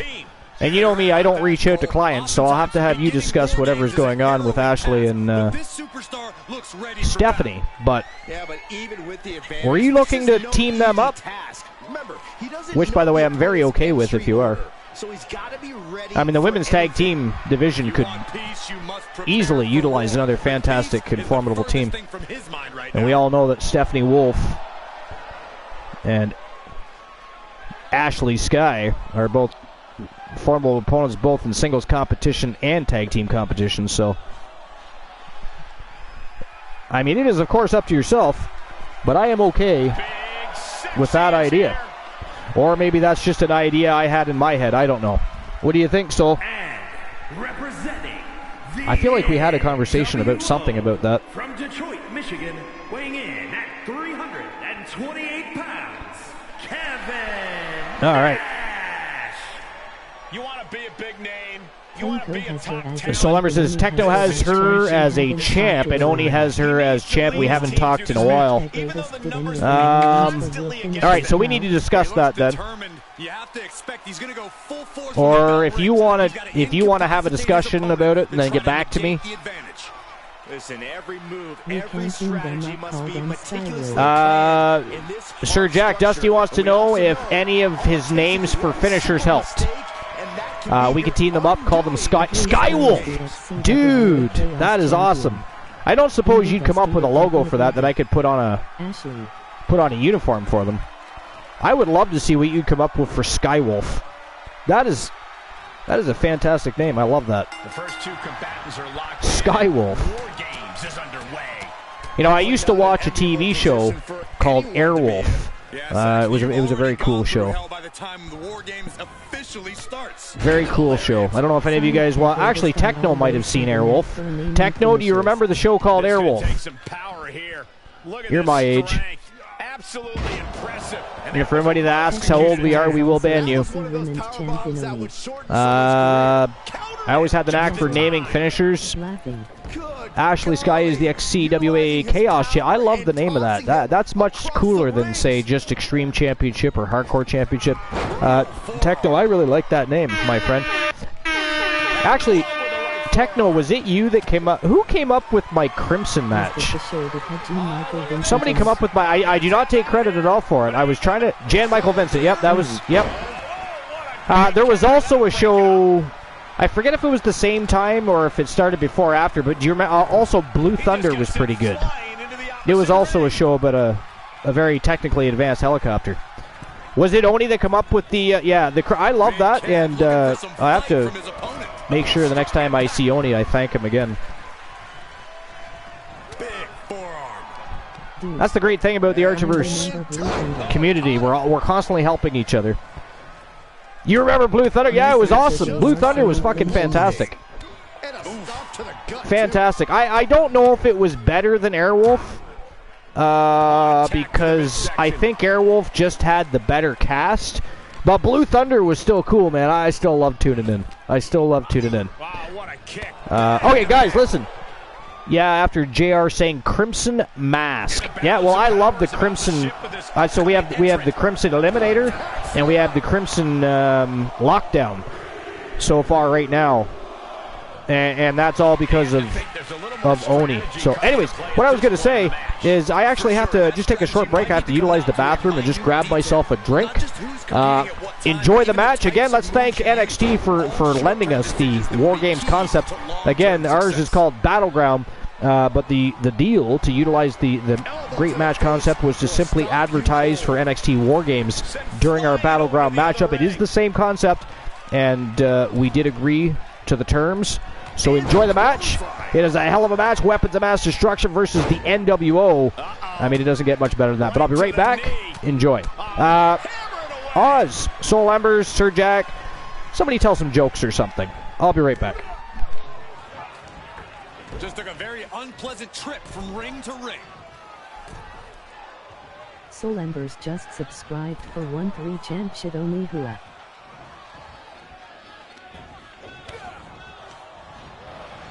He came crashing down into a perilous position between the two rings. Oh, man. Jokes, emoji rolling on the floor laughing. I'm no clown.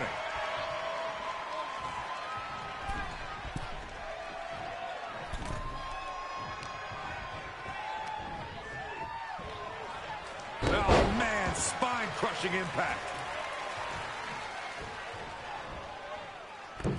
Stunner.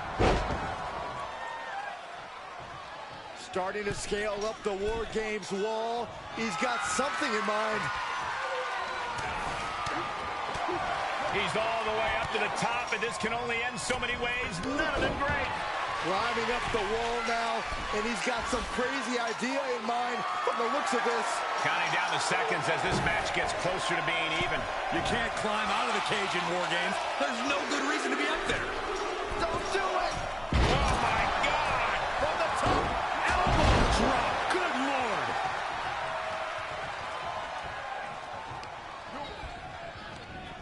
Oh, shot right to the kidney. Down right on the neck.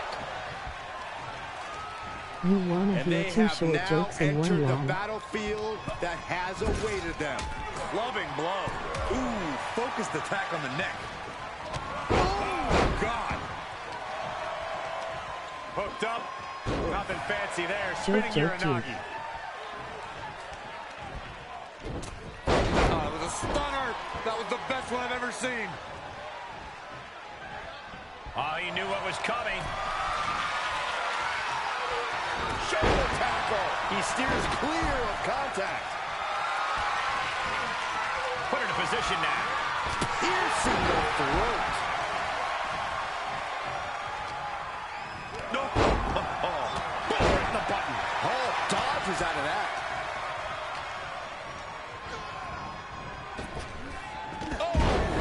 Fuck safe, Dusty. Oh, look at this.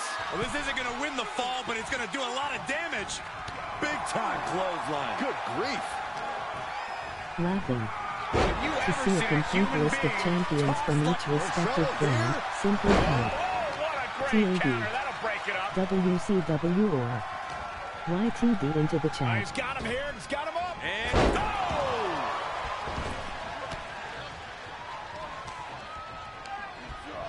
And he sends him into the corner. Clothesline in the corner. Bang! Knee to the midsection. Superstars switch up. The crowd is counting Want it to down. become Next entry someone will tip else the for the scales in belt? their team's favor. Type superstar and become a different superstar each day you visit. If you're Gentlemen, the the American advantage when has you go in the officially bathroom shifted. and American when you come out, what are you in the bathroom? Relentless. Enough already. Looks like they're bringing additional firepower with them into what is now essentially a handicap match. European. Face buster plants him. And well-timed maneuver there. Just rubbing salt in the wound now. He's already bringing the numbers advantage, but he wants something more. Oh. Whatever's playing here can't be good. Ooh, pinpointing the trachea. As if the numbers advantage wasn't enough, looking into the ring for a weapon now.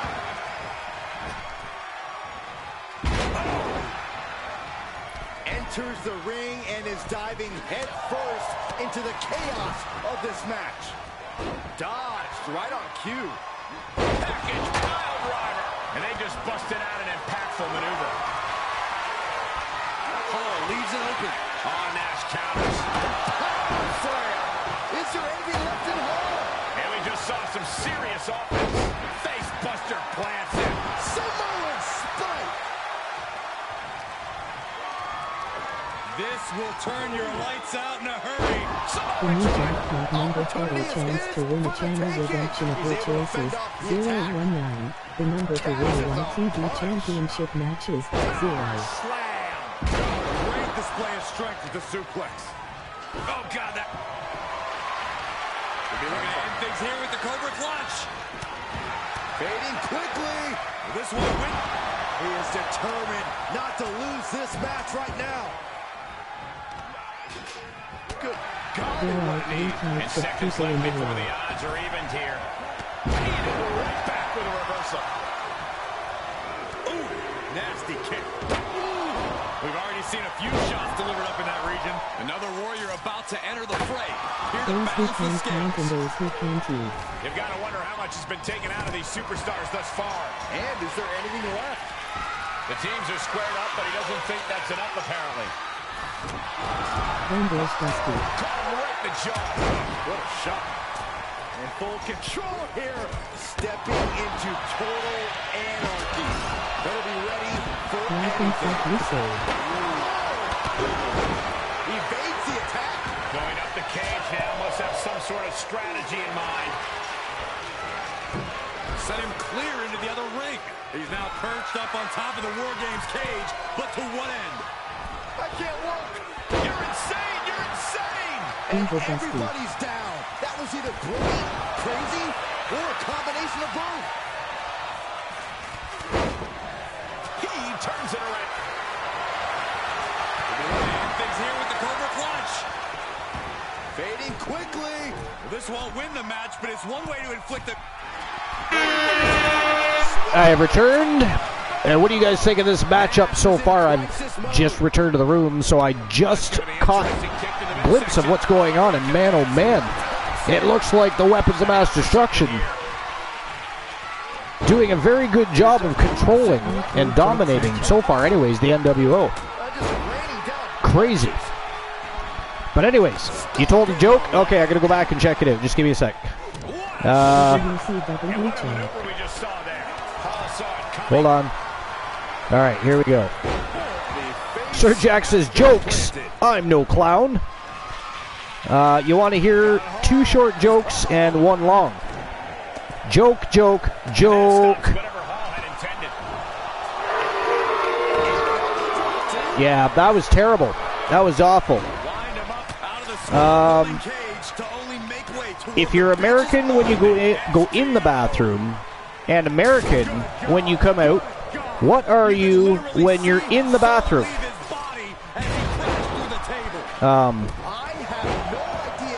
I don't know. Am I European? I don't know. European. Yeah. Dusty I mean, Dollar joke.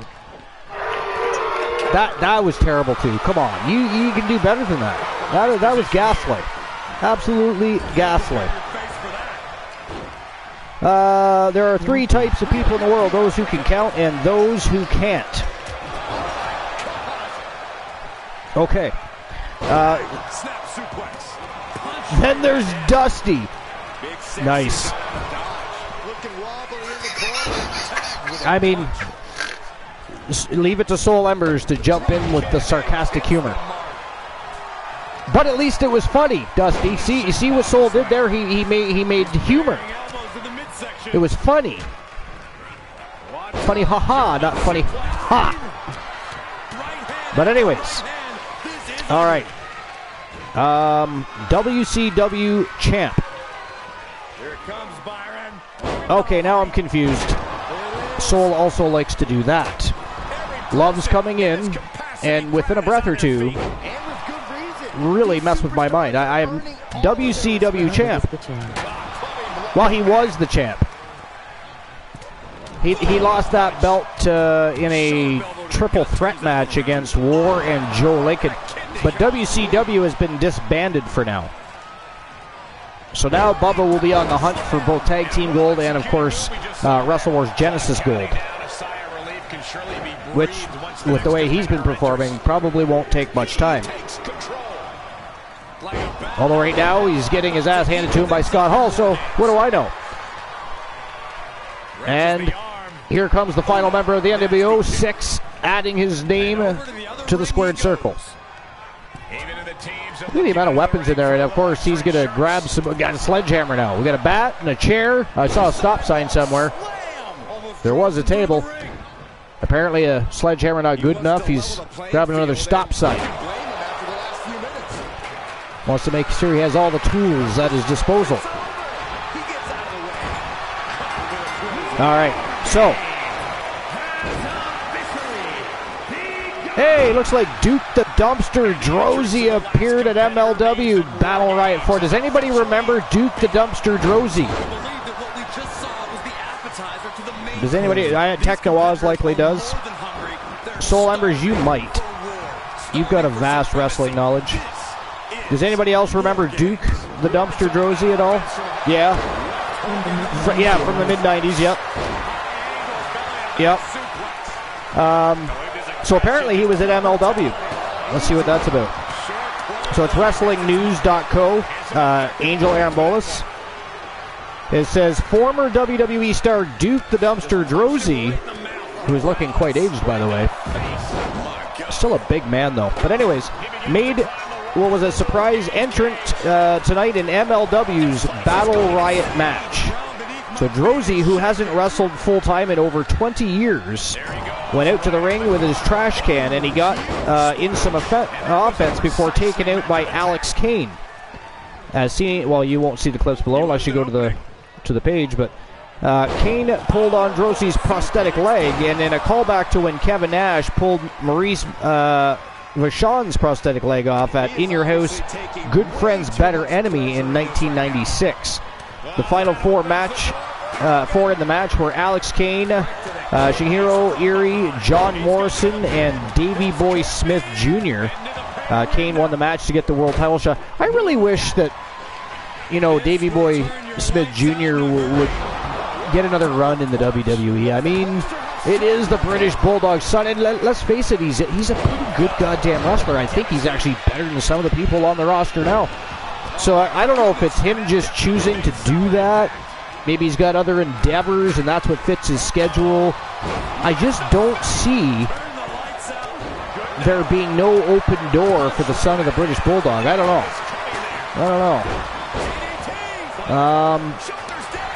So some other surprises in Battle Riot included Snitsky and Kimchi.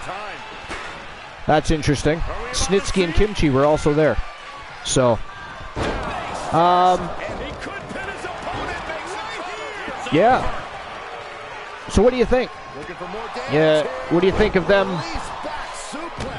pulling a throwback spot and pulling the prosthetic leg of Duke the Dumpster Drozy off during the matchup? Do you think it's just like, I don't know. What do you guys think of that? Do you guys remember, was his name Zach? Who was the wrestler, just a younger chap, that wrestled, Zach Gowen, thank you, Soul Embers. I thought it was Zach something, I couldn't remember. You know, that dude, I was actually fairly impressed at what he was able to accomplish in that ring with one leg. Am I the only one? Am I the only one that was really impressed by Zach Gowen? I mean, I really thought he was talented. And in a better era, like even today, I think he'd get a better push. But I really liked Zach Gowen. I mean, I wasn't sure what to think of the whole thing when everything first started taking place, the storylines started culminating and everything else. But, I mean, he ended up impressing me. I mean, it's tough enough to go in there and wrestle and learn the craft of professional wrestling, but to do it with one leg, and he was pretty good. It's just kind of impressive to me. What is Zach Gowen doing now? Zach Gowen, I remember him. Yeah, you remember him, John? Yeah, I was really impressed by him. I mean, the storyline was pretty stink, let's be honest, but I mean, overall, you remember him too, Dusty? Yeah. Can somebody just look up what Zach Gowen is up to now? What is Zach Gowen up to? Oh, near fall on Scott Hall. The man called Drek just about put him away. Man, oh man, what a battle this has been. No pun intended. I mean, the name of our match is Battleground. Of course, we're advertising for NXT War Games. They, of course, were the ones that gifted us the permission to utilize the match concept. Graciously, we appreciate that. So as agreed to, we are advertising the rival promotion, NXT. They're very impressed with the talent pool in YTD Academy and, of course, on Wrestle Wars Genesis, so they were more than happy to work with us. The forbidden door, so to speak, has been kicked wide open.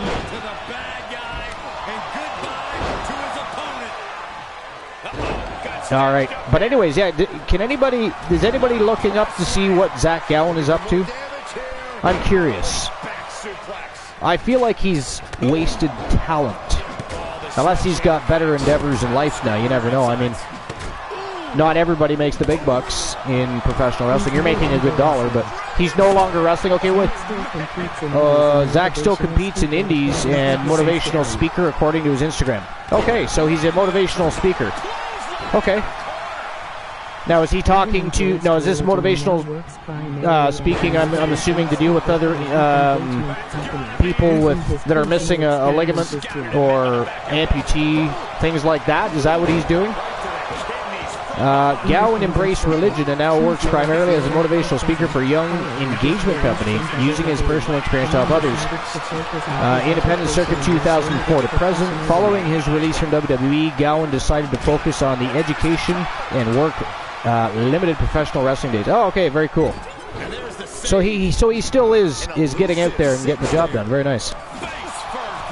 See, now why can't we should have Zach Gowen in the Hall of Fame? I mean, he's been wrestling almost 20 years. He was in the WWE. I mean, they could bring him back and somehow utilize him a little bit and put him into the Hall of Fame. Or is he in the Hall of Fame? Who knows? They might have actually pulled the trigger on that, and I just somehow missed it. Is Zach Gowen's not in the Hall of Fame? No? Yes? Maybe? I don't know. How have we not claimed a winner yet? You gotta believe that not one No. Okay. Yeah, I didn't think so. May 5th, he's wrestling for the first time in a year in Michigan. Very cool. Now, what is the event? Does it say what the event's going to be and where it's oh, Michigan, but that's actually not very far from me. I can get to Detroit in less than 6 hours. But anyways, at my home state. Oh yeah, that's right. You that is your home state, isn't it, Soul? Wow, there it is, ladies and gentlemen, the winner of the Battleground. And of course, moving on to greater faction wars and probably tag team gold down the line. They are unstoppable force from the Archerverse 3.0, and they are continuing their ladder of success right here in Archerverse 4.0. What a start to Season 4, man. The weapons of mass destruction. Big Bubba Bruno, Mitchell Vaughn, Mnemonics, and the man called Drek have just completely annihilated the entire NWO in Battleground. Wow. Fantastic matchup. Congratulations to Team Dedrick. We've got Team Techno, Team Dogface, and then, of course, Team Soul Embers. Mnemonics, Big Bubba Bruno, Mitchell Vaughn. I mean, those guys just alone are scary enough to get 4 of them in there. And the man called Drek. Crazy faction, full of talent, power, technical ability, in-ring knowledge and experience. What a faction. The Horsemen, the Coalition, Demolition, they all have a big target on their back right now, I guarantee you, after such a tremendous matchup with the NWO. Annihilated them. Fantastic. All right, let's go. Next match of the night. And our first championship matchup. Ladies and gentlemen, a fatal 4-way contest between Gail Kim, the reigning defending Women's Legends Champion, Le Champion, versus the Anomaly, Tia Stevens, from Team Tiliana Pierce. We have January, and of course, Amber Extreme. January, a recent and former Women's United States champion. Of course, WCW's been disbanded. She is no longer champion, but back in the hunt for gold, hungrier than ever, part of Winter Swarm, who are dominating the YTD Academy Women's Tag Team Division. This is going to be a sensational matchup. The reigning defending champion from Team Joe Lake, Amber Extreme, is, of course, the Wrestle Wars television champion, the first ever, the inaugural. Putting her title on the line, it is a fatal 4-way contest. One fall wins it all. What do you guys think? We're not opening the betting lines quite yet, but who do you think takes this matchup? Who walks out the Wrestle Wars Women's Television Champion? Fatal 4-way contest. Again, it is not elimination. This is one fall wins it all. Together we will grow strong and our communities will one fall wins it all. By our constant support Team Infinite Oni. Thank you for the shout out. The, of course, management team behind January, the coldest bitch on the planet. The following contest is a and here we go. Part of the Wolfpack Gals from Team Distinct Cone and, of course, Team Tiliana Pierce. It is the Anomaly, Tia Stevens, also a former multiple-time champion, both in singles competition and the tag team division. Techno says, I'll go January, although she doesn't seem to do well in multi-women matchups. You know, January does do definitely better in singles competition, one-on-one, and in tag team affair as well. Again, former champion already.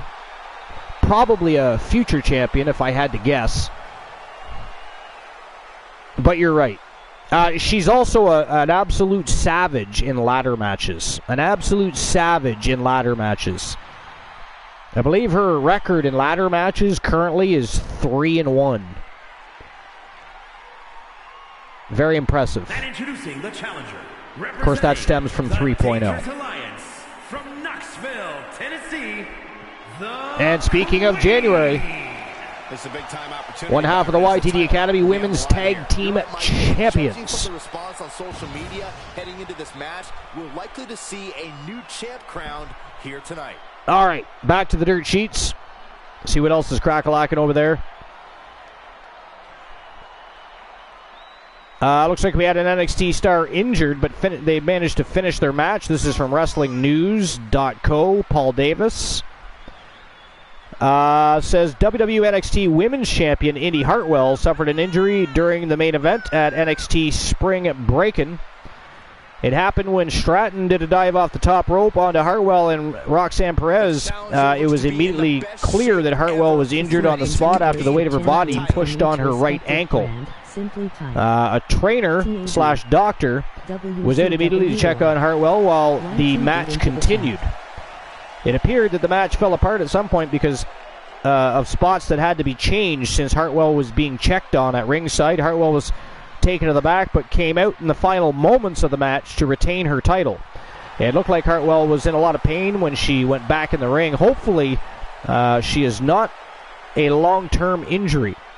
Best wishes for a full recovery, of course.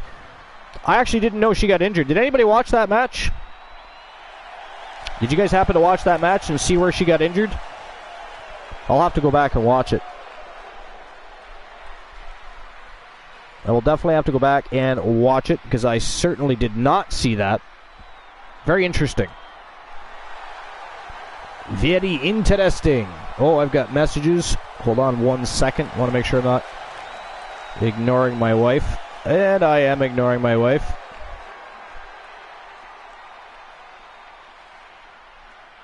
Give me 1 moment, just sending a text so she doesn't kill me in my sleep. There will be no Archivers TV if I die. Just saying. And introducing the challenger from Toronto, Ontario, Canada, Gal King. I haven't missed any calls. Just a text. I'm good so far, I think. Opportunity for the champ to prove to everyone that there truly is none better in all of WWE right now. There we go. Text sent. I'm good to go. I do not like to ignore the queen of the household.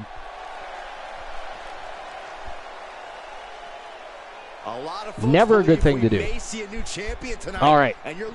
Let's see here. But anyways, did you guys see that match? Techno, did anybody see that match where she got hurt? Again, I'm going to have to go back and watch it. But anyway, here's something from WrestlingNews.co. Paul Davis again. Looks like Vince McMahon reportedly changed match finishes and cut segments during WWE Raw. That is concerning. I don't like that. But anyways, here we go. So, there were a number of things changed on Raw from Chicago. PW Insider reports that changes came from Vince McMahon, who was working remotely from home. Per the report, McMahon changed finishes on several matches, with some changes to how they got to the finish of certain matches, and in other cases, the actual finish of the match was changed. The match between the Street Profits and the team of Cedric Alexander and Shelton Benjamin was added to the show after McMahon's changes. It was also reported that a number of segments with female talent were cut from the show. That would include a backstage segment that was planned with Candice LeRae and Piper Niven. There reportedly was another segment cut that involved Adam Pearce, Sonya Deville, and other female talent. The decision to cut that segment was reportedly made so they could spend more time on setting up the 6-woman tag team match with Damage Control. It's interesting that LeRae and Niven were cut because they were also cut the last minute on the Raw after Mania. Vince McMahon was backstage and running that particular show. As seen in the clips below, which you don't see, Tamina Snuka was at Raw, so it's possible that she was supposed to be involved in a segment that ended up getting cut as well. Sean Ross Sapp tweeted about the Candice and Piper segment being cut. And I now see CM Punk showed up at Raw. What is going on? Okay, I now see this. It looks like he's actually talking with Tamina Snuka, by the way. There's actually a video on Twitter. I'm just going to check it out here. Give me a second. They're, of course, outside the building having a conversation of sorts, but you can clearly see CM Punk. And there was some force on that move. This is interesting. She jumps it and reverses it. I'm just going to view the replies to that video. Whoa, wait a second. Posted all the way up. Able to interrupt the attack. Face first with a reverse STO. Absolutely no telling what's underneath. Of course, right off the hop, we got somebody saying that he's still under contract with AEW, so he's not going to be returning to WWE. Challengers a little worse for Some people saying, make WWE great again. I mean, I don't think CM Punk is going to be able to do that single-handedly, but... Man, from the top, double axe handle connects with the championship on the line. Somebody responded to that one comment and said, last time I remember CM Punk is still under contract with AEW and can't go to Raw or any other wrestling show. I mean, I was pretty sure he was under contract with them as well. I don't know. Alright, but anyways, neither here nor there. We shall move on in the dirt sheets. Who got hurt? Indy Hartwell. It was Indy Hartwell. I just wondered if anybody saw that match, because I actually didn't, so I didn't even know she was injured.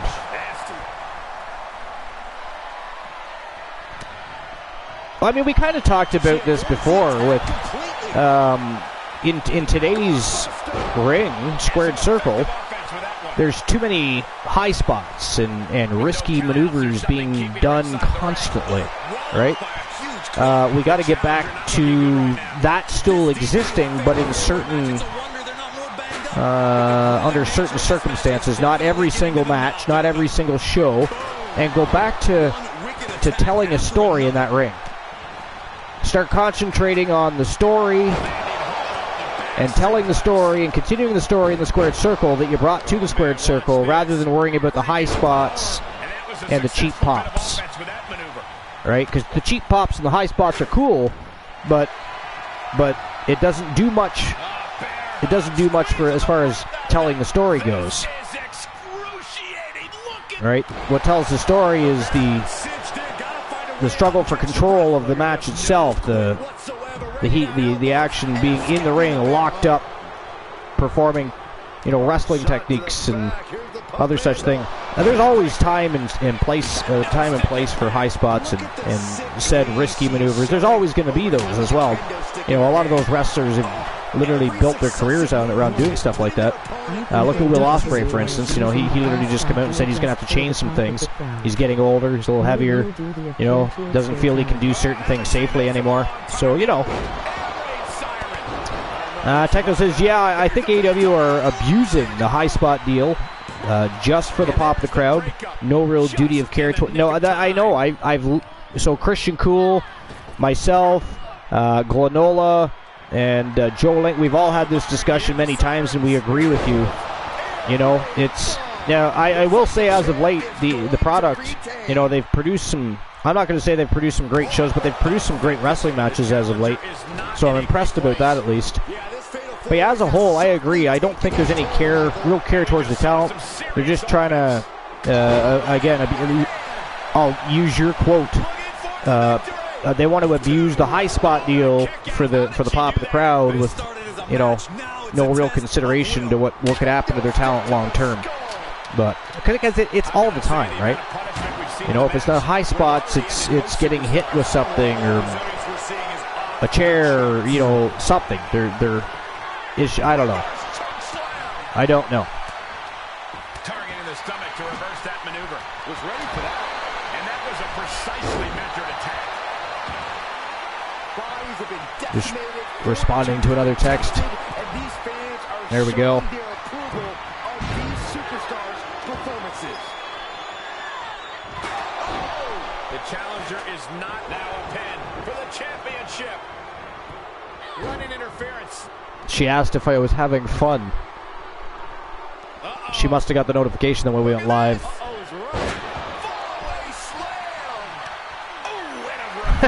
Yeah, she just said, I see her online.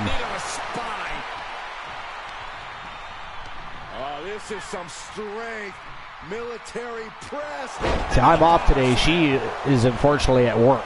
Of course, if she was home, we would not be live right now.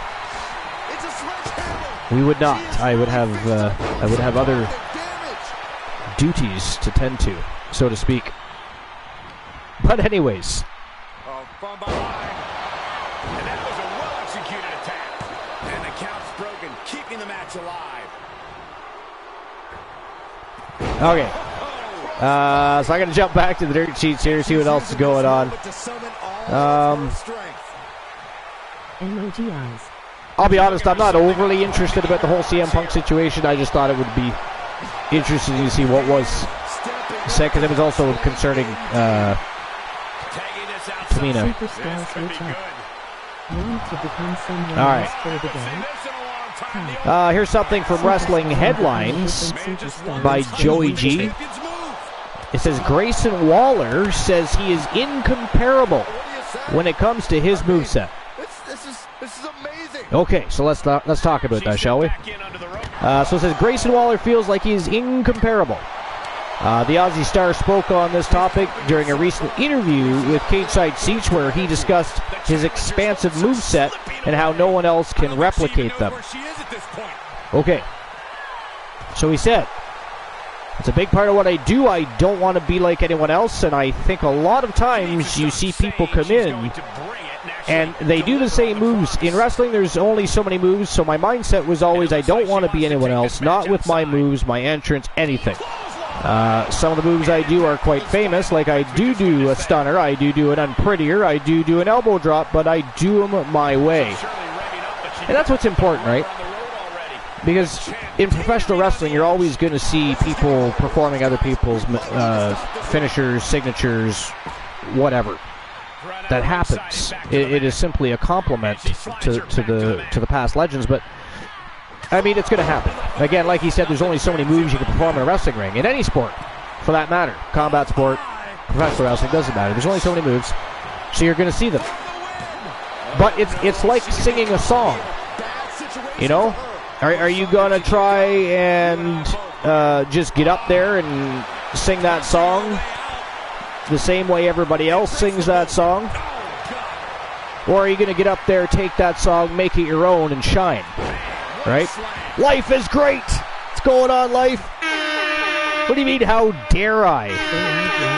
What do you mean, how dare I? Go live while I'm at work. Well, I mean, you know, you can always take a lunch break, a bathroom break. You can quit your job. But yes, I am live early today. I thought, what the hell? Let's give it a shot. Let's see what's going on. Be honest, I mean, it's Wednesday. We don't go live. We certainly don't go live during the day very often. I thought, what the hell? I might end up simply recording this show so everybody has a show to watch later. So, I had a list prepared. We got the dirt sheets prepared. People have been coming in, enjoying the show, saying hello. It's been great. Matches have been awesome. We just watched the Weapons of Mass Destruction completely annihilate the NWO in a battleground matchup, which is, of course, the same as a War Games match. This is likely going to have adverse effects on. We're also going to have another version of it where it is submissions only. It will literally be a submission battleground. This building is rocking. Thank you for the break. Soul Embers, I will indeed do that. You know, if you weren't at work, I would tell you to join the broadcast. We're about to see how tough she really is. Sir Jack, are you on PlayStation? I forget. Do I have you on the PlayStation Network? I can't recall. And it's also buckling fingers. January kicks out in a close near fall. Amber Extreme just about retained her women's television championship. Oh, sledgehammer to the midsection, but the Legends champion. Here comes Tia Stevens, though. Those two have been going at it kind of all match long, and Tia Stevens seems to take real exception. And I have a phone call coming in, so I'll be right back. Energy rolling on the floor laughing. Able to get the advantage here. Omega driver. She had it scouted.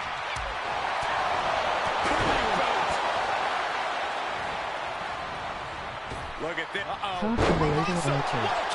And that pin attempt for the championship. Wrist lock. Broken up.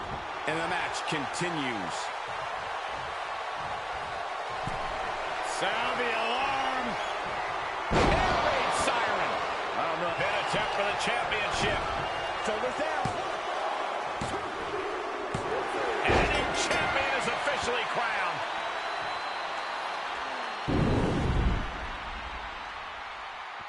That was a match for the ages. Fatal four-ways always deliver the goods, but you can only see matches like that once in a decade or so. That is it. That is all.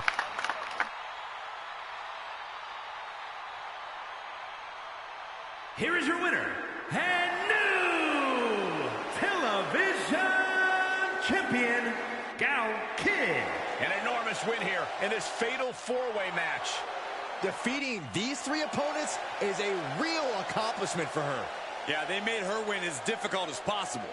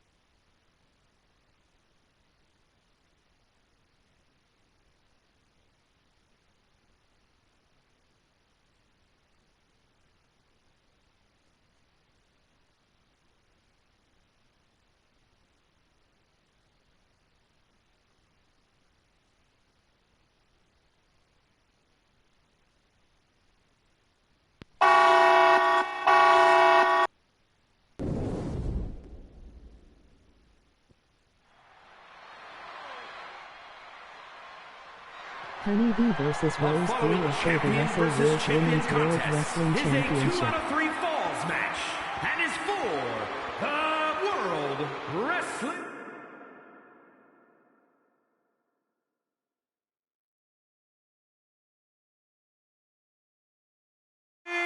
Championship.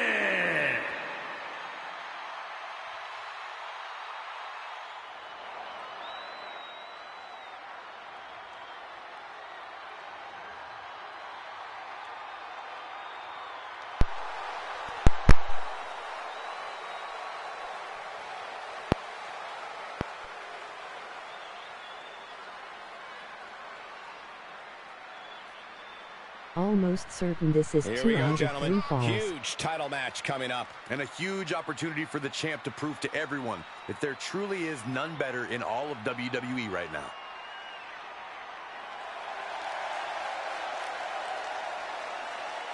Archer. The challenger looks focused at the task at hand. She is determined to end the champion's reign tonight.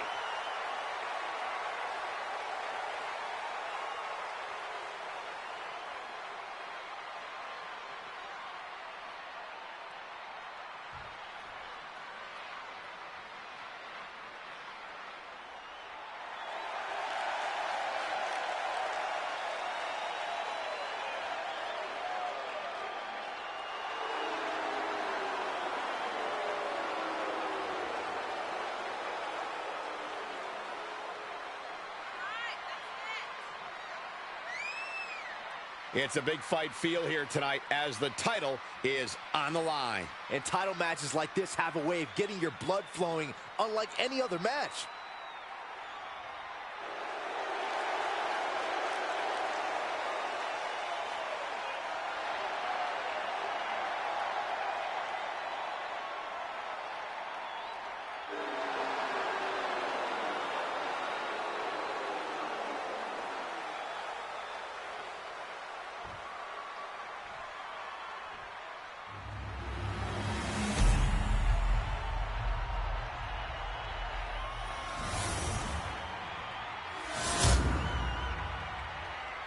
Introducing the challenger from London, England, Holly B.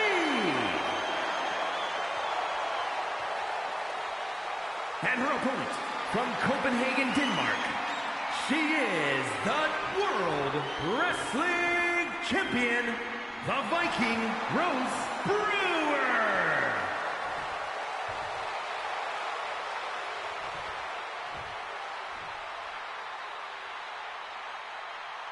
Intensity on the face of the champion. Challenger in the corner, Here's an looking more infuriating determined move. than I've ever seen.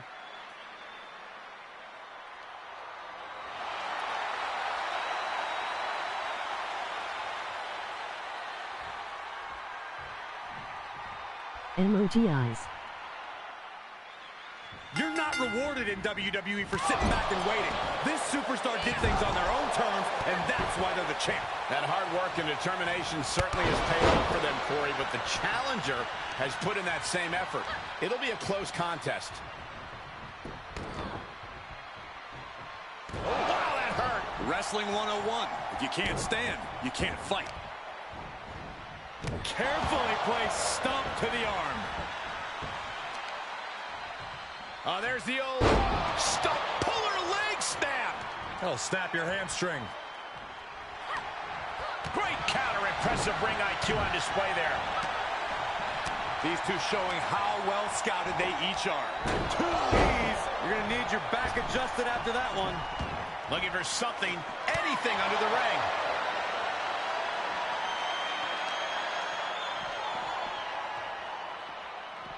Spiked with a Uranagi.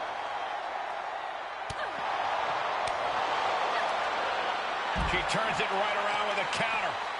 So much damage inflicted. Corey, with a match as unpredictable, as chaotic as Falls Count Anywhere, can you even formulate a strategy?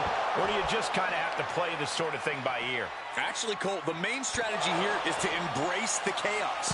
These superstars have to keep in mind that they can do anything in this match. And the opposition can, too. Reversal. Can they go on the attack? Toss back into the ring.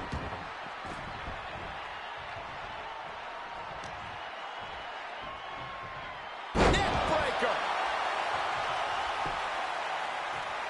And shoulders are down. Doesn't bode well if you still can't get more than a 1 count by now.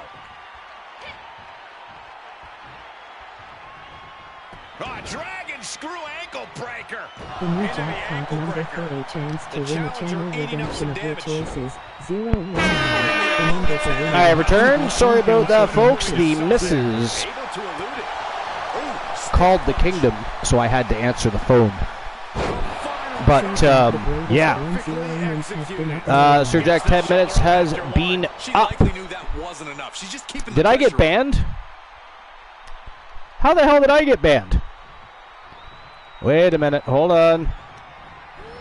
Life is great. Had to exit and go back to work. How dare you, life? She dodged that one nicely. One reversal after another. These two are reading each other's minds. Yes, this is 2 out of 3 falls. And by the way, Gail Kim, now a double champion. She is the Women's Legends champion, and now she is the Wrestle Wars Genesis television champion. That is crazy. I was super surprised. I thought for sure Amber Extreme would pull out all the stops and find a way. She usually does. She comes out of nowhere and retains her title. It's happened before. You've all seen it. But anyway, I got blissed. Who blissed me? I gotta go back and look now. I gotta go back and look in 10 minutes. Oh, Embers! Didn't you already give me a... Oh, that was the break time. Son of a bitch. Was I gone 10 minutes at least? I don't think I was. Is it long enough? Was that good enough? I did go answer a phone call. That was ghastly, though. How dare you, sir? There's an ink deal awaiting you. Fantastic, Tecto. Thank you very much. Another superstar making their way to the Archiverse TV. That is fan-fucking-tastic. But yes, it is a 2 out of 3 falls match between the YTD Academy Women's Grand Prix champion and, of course, the Wrestle Wars Genesis Women's World Champion, the Viking Rose Brewer. And this is for Rose Brewer's World Championship. I believe Gail Kim was already claimed. I think if you go to claim a superstar, I'm pretty sure, I want to say Granola, maybe. Let me know. I see no one claimed her.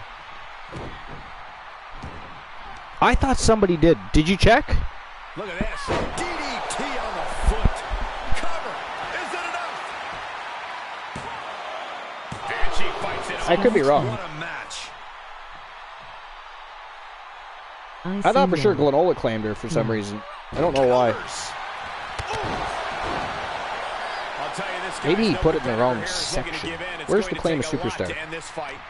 There it is. Sheer perseverance. Nothing is being Yeah, the Wolfman claimed Gail Kim for 60 days as Ashley Marie's tag team partner, it looks like. And he gifted D's Nuts Cody Rhodes for a month. I don't even think we've seen D's Nuts in a bit.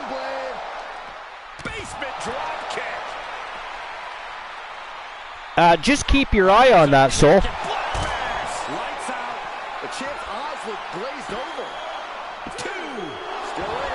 I mean, the Wolfpack tends to bring in talent and release them if they don't perform to their expectations, right?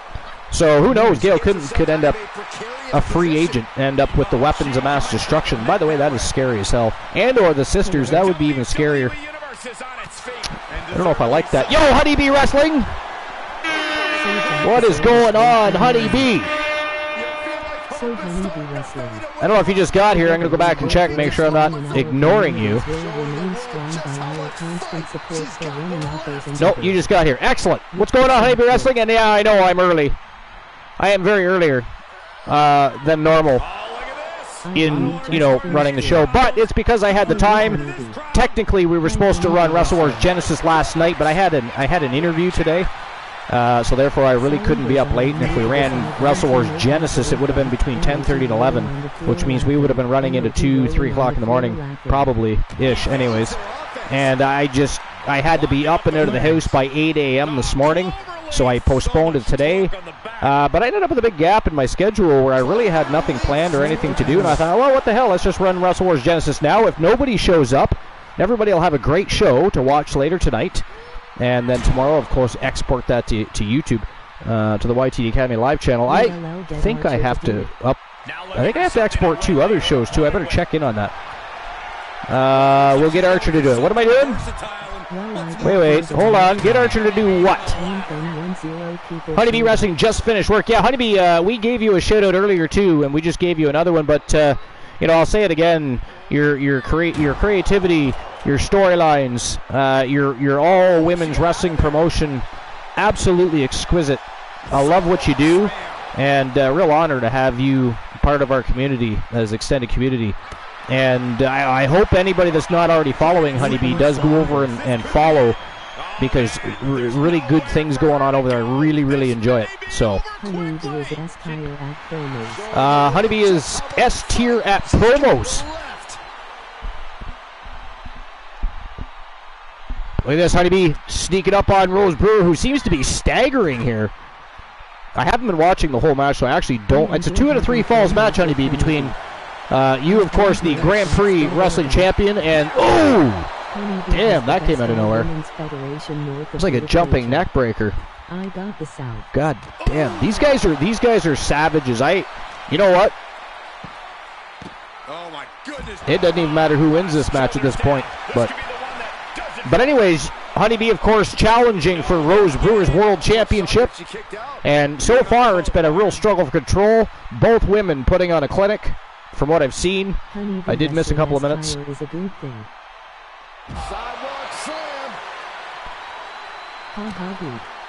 Honeybee has the best of all women's federation north of the equator. I got the south. That is correct. She's doing a good job. That is correct. Now, could we get another shout out for Techno Oz, please? Laughing, you thought I was gonna talk smack about it. A shout out for Techno Oz would be very appreciated. So Techno Oz. Together we will grow strong in our. I'm kind of lost watching this matchup now. Rose Brewer. Oh, kicked Honeybee right in the fucking lips. God damn. Savages. Uh-oh. Figure 4. Honeybee's in trouble here. To be fair, I don't think Rose Brewer's ever won a match with that. But this match has been going on a while. It's been a brutal match. That is locked in tight. And she's got it into a figure 8. And that is it. That is all. Rose Brewer gets a fall.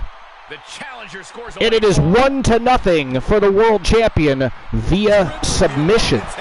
A figure 8, to be specific. Wow. Keeping her down now. She was being tested, but now finally gets some offense. You're most definitely welcome for the shout-out, Techno Oz. If I could remember to shout everybody out, I would. That's why I have mods. Well, actually, I didn't have mods for a while. That's why Sir Jack is now the newest mod to the Archiverse management team. And he's been doing a fantastic job, by the way. Thank you very much, Sir Jack the Greatest. Who the hell did that? Froggy? Is that you?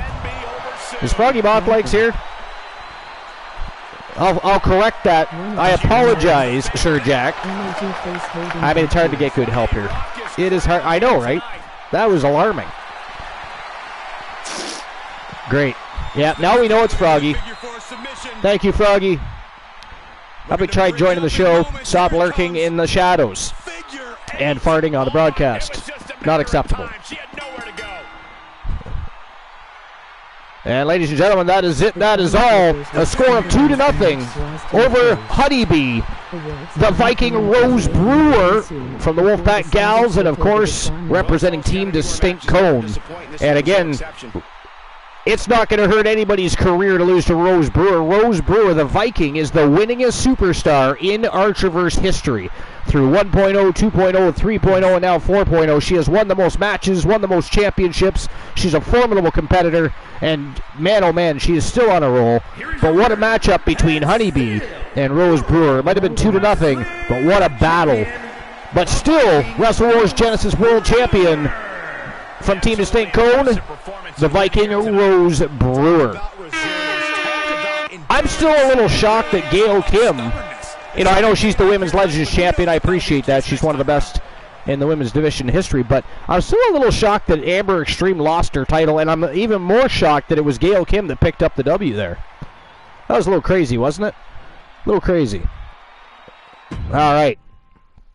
On to the next match of the night, and the beginning of the championship round. So now you guys are going to get a chance to bet on the matches as they happen.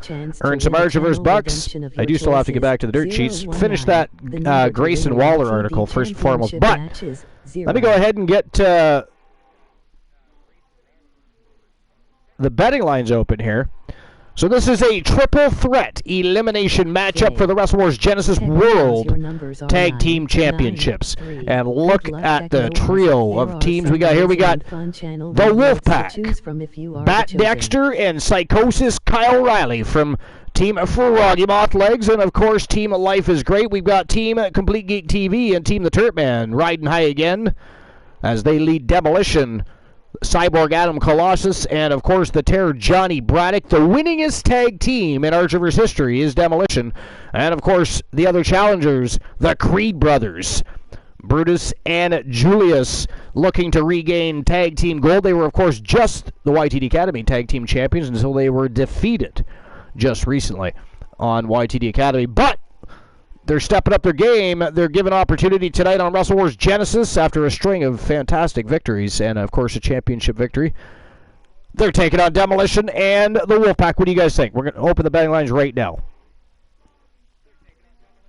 So who walks out tag champions?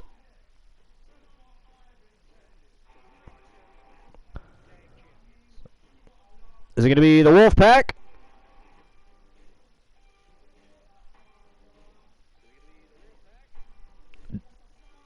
The Creed brothers, Demolition, or the winningest tag team in Archiverse history.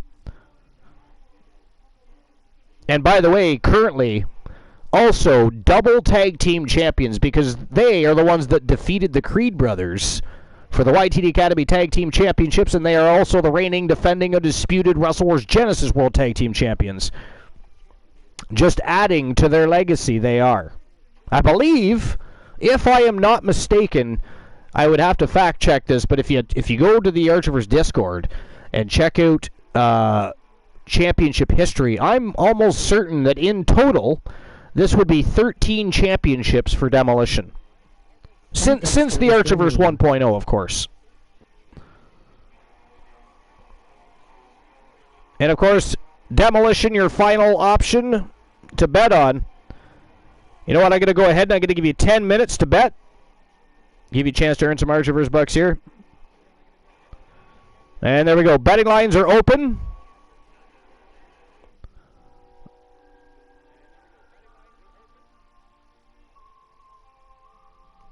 And we are ready to rock and roll. So here we go. Matchup number 7, the opening matchup for the championship rounds.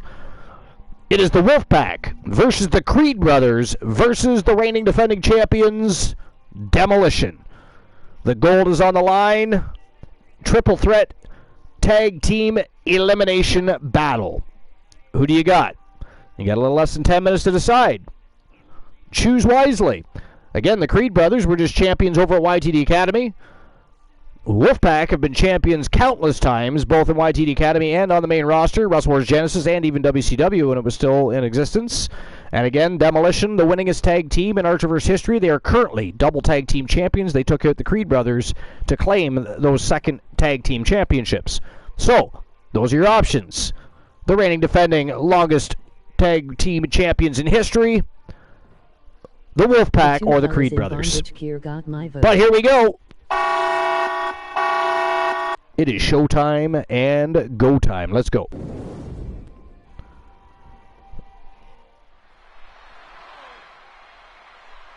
All right. So incidentally, and I'm not going to sit here and just pay attention to the bets that come in, but what do you guys think? Who's winning this match? Just go to the show to the time. Why is Batman there, though? Techno says Bat Dexter is their name. Thank you, Techno. Dusty, how dare you not pay attention? Slapdash 86. It is go to the show to the time. Well, it could be. I mean, things change all the time. I mean, I don't... Oh, nice. Look how he spelt who. I really do have a lot of errors when it comes to setting up the betting lines, don't I? It's like a thing. Glenola loves to rag on me about that. I spell shit wrong in those all the time. I can never get a betting line that's just everything spelled correctly. And even if I did, he'd probably say somebody else did it for me. He's a fiend. But anyways, Slapdash, how's it going? Welcome in, Slapdash. What is new and exciting, sir? What brings you into the Archerverse TV? Good, just been creating a dude. Just been creating a dude. Like an actual dude? Is he a cowboy? So Does he come from a dude ranch? Together I'm just kidding. That is fantastic. Have you been to the Archerverse TV before? And if not, welcome to episode number 460. We actually generally don't run shows during the daytime here at the Archerverse TV, but the show was supposed to be last night, and due to schedule conflict, I ended up postponing until what was going to be tonight. I ended up with some free time today, so I decided that I was going to run the show early and see what happened. We generally don't have a daytime following, so I might have ended up just running the show for everybody to watch later. But people have been stopping by. It's been a great show. Fantastic matches. We're into the final 3 matches of the show. Championship rounds is what we consider the final 3 matches of any card. We open up the betting lines and bet on the matches where you can earn Archerverse bucks. And, of course, at stream previews is what we call pay-per-views or premium live events. At our stream previews, you can redeem, open those betting lines, and we can actually bet on all the matches if people want to.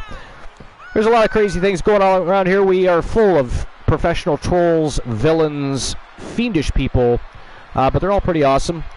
Very talented people, variety streamers. You'll want to check a lot of them out. We have a great community. We are simply the very best in fantasy wrestling excellence, bar none, period. The most must-see show on Twitch and YouTube TV, and we welcome you in to the very best wrestling promotion on Twitch, the Archerverse TV. Thanks for being here, my friend. Enjoy yourself, and feel free to check out our Discord. Thank you very much, Sir Jack the Greatest, for dropping the Discord link. It is a lot of episodes. We're in our third year, and actually our 4th season of the Archerverse TV. So we've been doing it for a while, but we are on the road to 500. And by the way, can somebody drop the YouTube link? Slapdash might want to go over and click that subscribe button over at YTD Academy Live. We also have a YouTube channel, YTD Academy Live. We also have dark matches that we record throughout the week, and every couple of weeks we do a live YTD Academy show as well. It is basically our version of NXT, and it tends to open those forbidden doors as far as allowing other promotions and superstars in the door to try and make it on Wrestle vs. Genesis. We used to have 2 shows. We've just recently cut down to 1. We're going to start doing more tournaments, focusing more on YTD Academy, and Wrestle vs. Genesis is our Monday Night Raw, if you will. But anyways, on Discord we have a section called Inca Contract Slapdash, and once you get your superstar created, you can always go to Inca Contract, put your hashtag information in there, and we can of course get your superstar rocking and rolling on a wrestling career, forming tag teams, factions, winning championship belts, you name it.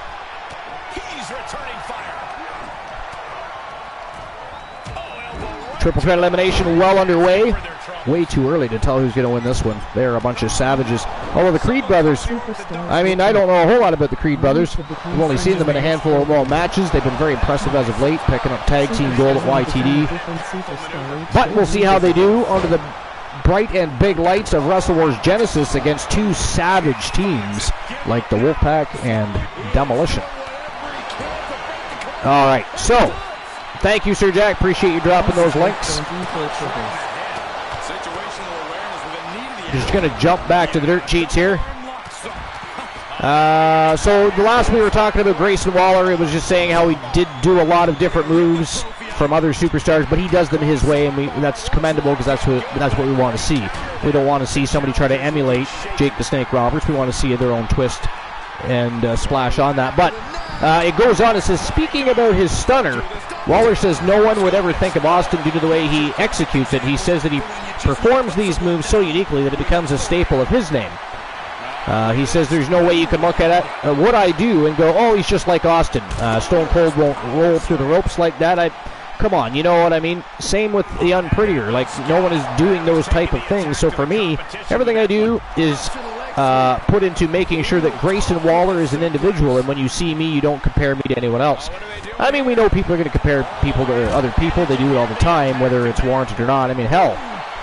I mean, we constantly hear MJF and Dominic Mysterio being correlated together in conversation. I personally don't like that or agree with that, but it does happen. On WrestleMania 39 weekend, Waller expressed his desire to have a matchup with Logan Paul. Actually, that'd be a good matchup. I mean, I do like Grayson Waller. I don't know if he's so unique with his movesets that he'll never be compared, because again, every professional wrestler gets compared to another professional wrestler at some point in time. Yeah, I don't know, but I would certainly like to see that match. Logan Paul versus Waller, yeah. Sign me up. Take my money. I think that'd be a fantastic match. What do you guys think? What do you guys think about Grayson Waller versus Logan Paul? Dog is live currently. Fantastic. We'll be invading him when we're finished.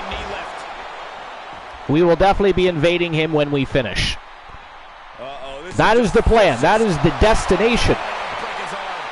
To take a trip to the doghouse.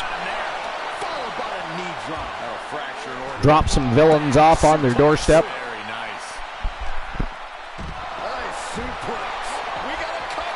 And thanks for the notification too there, Dusty.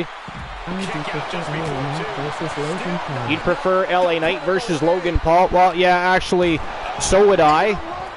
I'm not saying they should do that match, you know, ahead of something like that. But I would definitely watch those guys hook it up in the ring. I think they would put on a sensational match. I mean, I'll be honest, I'm really impressed with Logan Paul. I mean, did anybody else expect Logan Paul to be that good?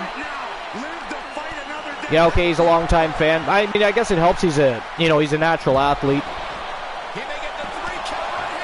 So when you're a natural athlete and you get good at certain aspects of any sport, it helps you out in other sports, whether it be the fitness or the stamina or the what have you.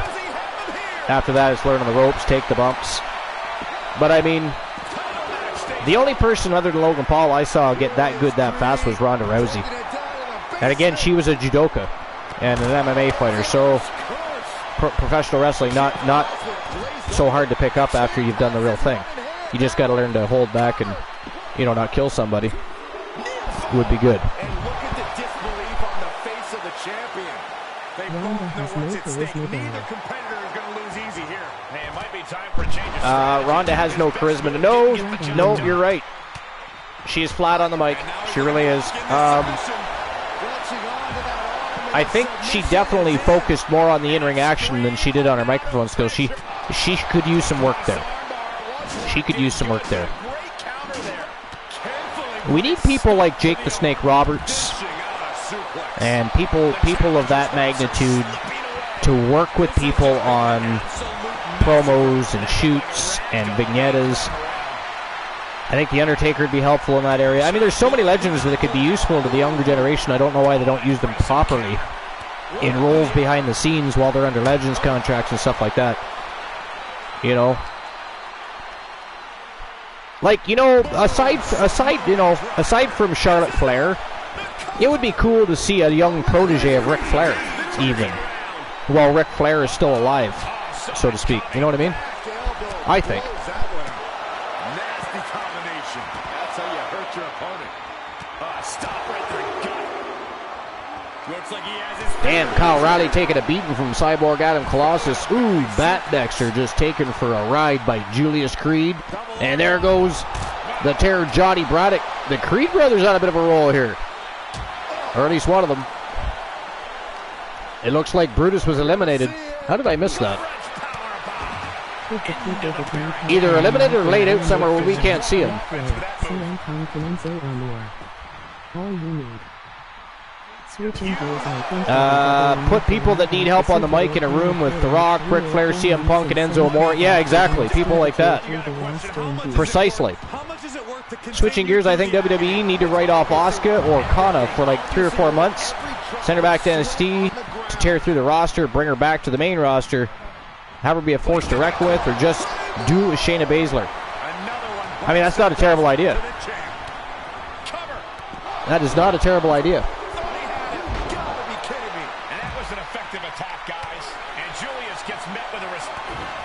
Ooh, Bat Dexter planted by Johnny Braddock outside the ring. And Bat Dexter has been eliminated.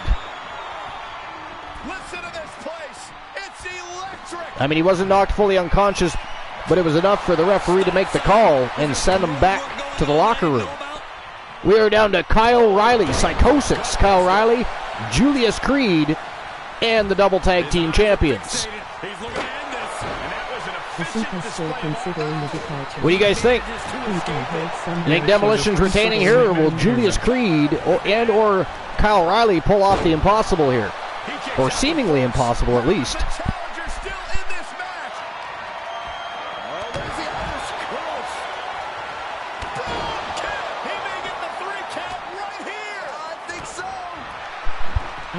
Demolition. Johnny Braddock just about removed the head of Julius Creed, and that is it. That is all. Oh, that was Cyborg Adam Colossus. It wasn't even Johnny Braddock. It was Adam Colossus trying to decapitate.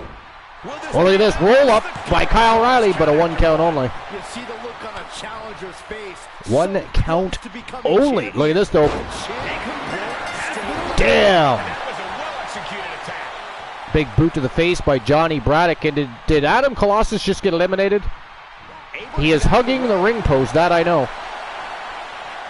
I mean, did he get knocked out? Is he okay? Does he need a doctor? Do we need to get a stretcher down here? What is up with Adam Colossus right there? Something not right with that situation. Wow, Kyle O'Reilly with a 2 count on Johnny Braddock. Can you imagine if Psychosis Kyle O'Reilly pulls this off for the Wolfpack? Still unable to end this. He's getting up, but there's danger in front of him. Braddock can barely stand. He's a projectile now. Irish whipped him right over the top rope. Right onto that steel step. That probably didn't feel too good.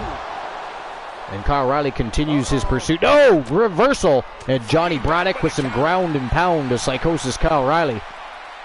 This match can end anywhere. It is falls count anywhere. Triple threat elimination.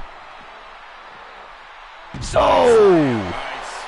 Slammed him right on the unforgiving floor. Braddock attacking that inner thigh. He's up to something.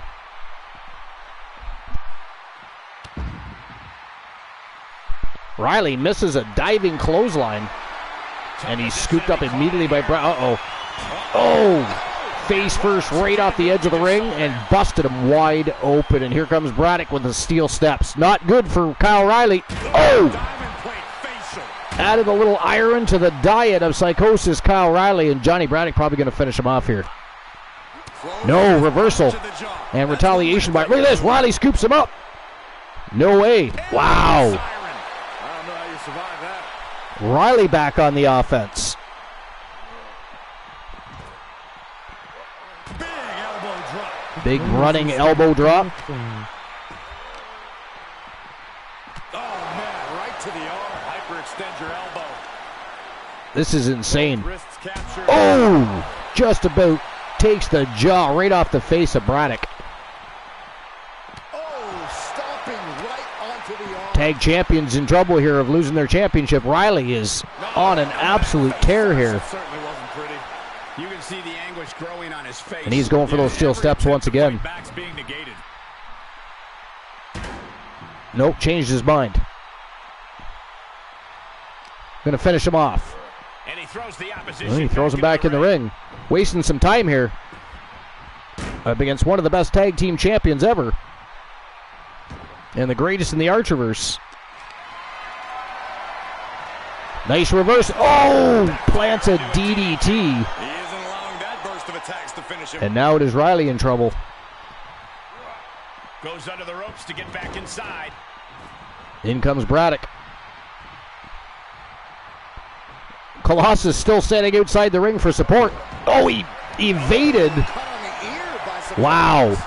Kyle Riley with a great evade. Oh, he got planted, though. Took too much time picking up that stop sign.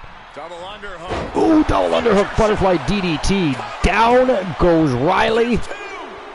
And that is it. That is all. Wow, what a matchup, ladies and gentlemen. The winner of the Triple Threat Elimination matchup, and still Wrestle Wars Genesis World Tag Team Champions and Double Tag Team Champions from Team Complete Geek TV and Team The Turret Man.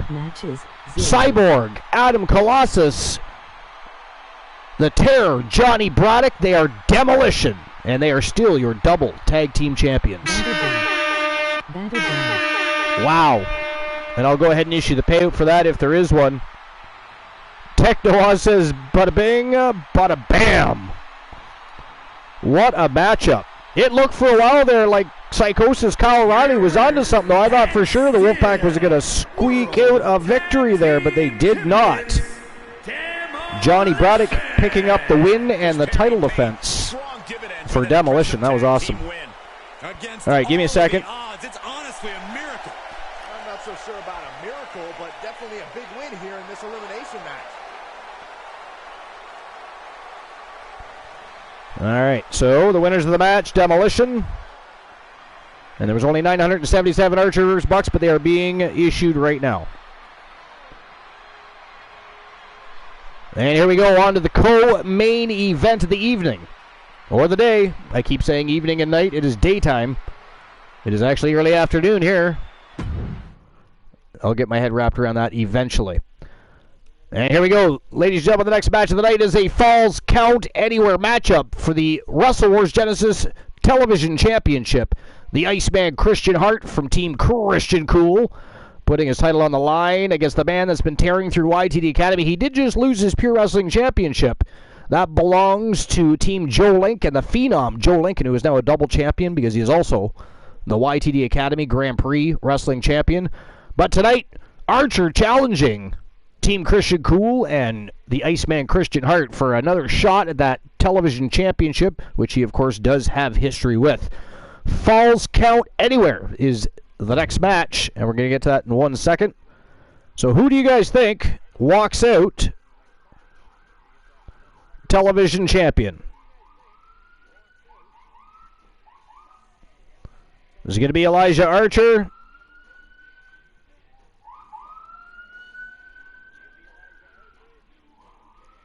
Or Christian Hart?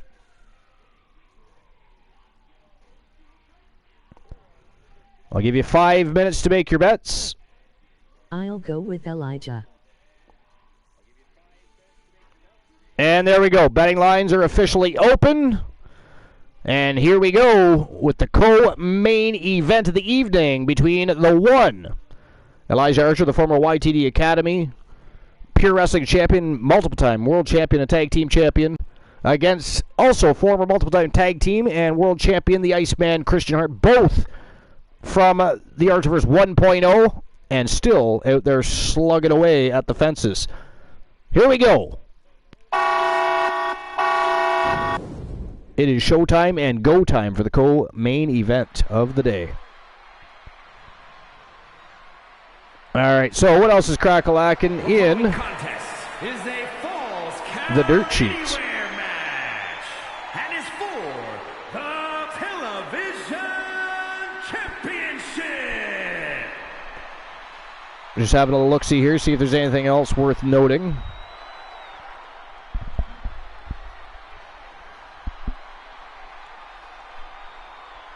Here's something from Wrestling Headlines. Joey G says, Conan says he's happy to see the LWO resurrected in WWE. I kind of figured he would be, considering. So it says, Conan gives his thoughts on WWE bringing back the LWO Latino World Order. The Lucha Libre legend tells Captain's Corner that he's happy to see the group, which was made famous in AAA and by Eddie Guerrero back in WCW, resurrected under Rey Mysterio. Conan recalls the LWO being the first time Guerrero's personality really started to get featured on television. And he's probably right about that, actually, now that I think about it. But anyways, a focused challenger about to compete in it says, and this is a quote, yeah, I'm so glad they're doing that LWO with Rey Mysterio and Phantasma, Santos Escobar, because I spent a lot of time with both in AAA, and really happy that they brought that back. That's what made Eddie Guerrero really the first time we saw any personality in him. Elsewhere on his Captain's Corner's appearance, Conan recalled trying out for the WWE commentary back in the early 2000s. This was during the same time that he had a lawsuit with TNA. He said, and this is another quote, I called WWE and even forgot who I talked to. And I said, can I come down there and do a tryout as a commentator? So I went in there and Barry Windham was in there doing the audition with me. And I remember when I was done, he goes up to me, he goes, wow, that was really good. That might be the best I've heard so far. And I go, oh, thank you very much. And so when I get out there was this table full of wrestlers, and Chris Benoit gets up, and he comes up and he hugs me. He goes, I was listening, man. He goes, that was really good. I think they're going to hire you, which they never did, but that's my Barry Windham story. And it says, on a recent episode of the podcast, Conan discussed Tony Khan's hatred for WWE. And you can read about that here as well if you decide to come to WrestlingHeadlines.com. All right, let's see what else is going on, if anything at all. Title's on the line here in this one. And I don't remember the last time the champ was in this much jeopardy, Cole. Tonight might just be the night the title changes hands. Here's something from about 10 hours ago from Ringside News. Steve Carrier. It says, NXT star hints at potential main roster call-up in WWE draft. So that's interesting. I mean, I'm trying to think of a few people before looking of who that might be. But anyways, so it says, the latest episode of NXT's Spring Break-In saw several teases of potential call-ups, with one unfolding further on social media. Andre Chase, who lost to Braun Breaker on the show, posted a message on Twitter that some fans interpreted as a reference to a call-up. Chase's tweet read, "It's been a hell of a ride, WWE NXT. This is a teachable moment. New beginnings are often disguised as painful endings. Hashtag NXT Spring Breakin'." While there's no official confirmation that Chase was referring to a call-up, the timing of his tweet and the nature of his loss to Breaker have led some fans to speculate about a possible promotion to the main roster. Elsewhere on the card, the show featured a triple threat match for the NXT Women's Championship. With potential call-ups implications, champ Indy Hartwell defended her title against former champion Roxanne Perez and rising star Tiffany Stratton. The show kicked off with a unique match between two tag teams embroiled in a serious feud. Pretty Deadly faced off against Stax Lorenzo and Tony D'Angelo in the first ever trunk match. The ending of the match teased another WWE draft call-up, leaving fans wondering which superstar could be headed to the main roster next. Overall, the spring break episode of NXT offered plenty of excitement and intrigue for fans, with several potential call-ups and surprising moments. Yeah, I don't know. I don't really ever sit and ponder too much on who's getting called up from NXT next, I'll be honest. It's usually fairly evident anyways, so it's not really something I give a lot of thought to. But what do you guys think? Do you guys have anybody you think is going to get called up or should get called up?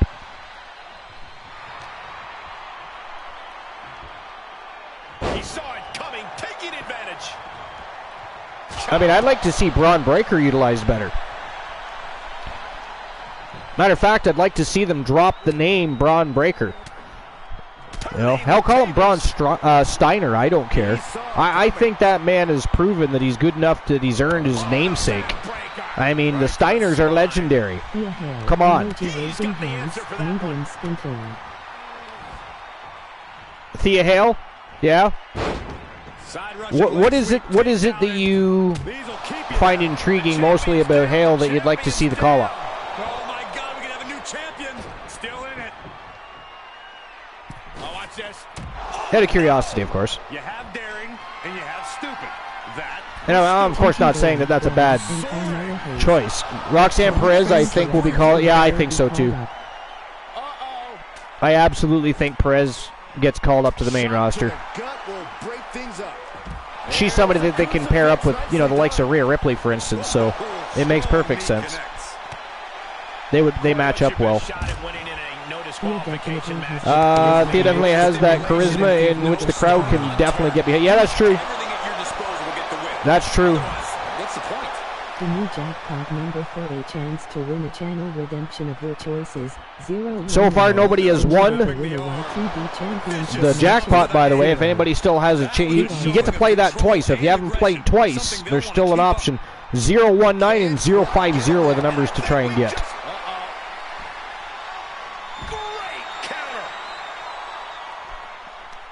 Play. John Wistex is your number 5, 4, and 2. Ghastly. There are some amazing and fun channel rewards to choose from, skipping the rest. I did it twice. Oh, you did it twice? 992 and 993. Well, then you would be close then. Yo, 047. Holy shit. You just got close to both of them. You were close to both of them. But Techno is closer to the 019, which means at this point, Techno would win the Channel Redemption Reward, and you would win the championship op at YTD. He's using mod hacks, yeah. He probably is. How dare you, Sir Jack?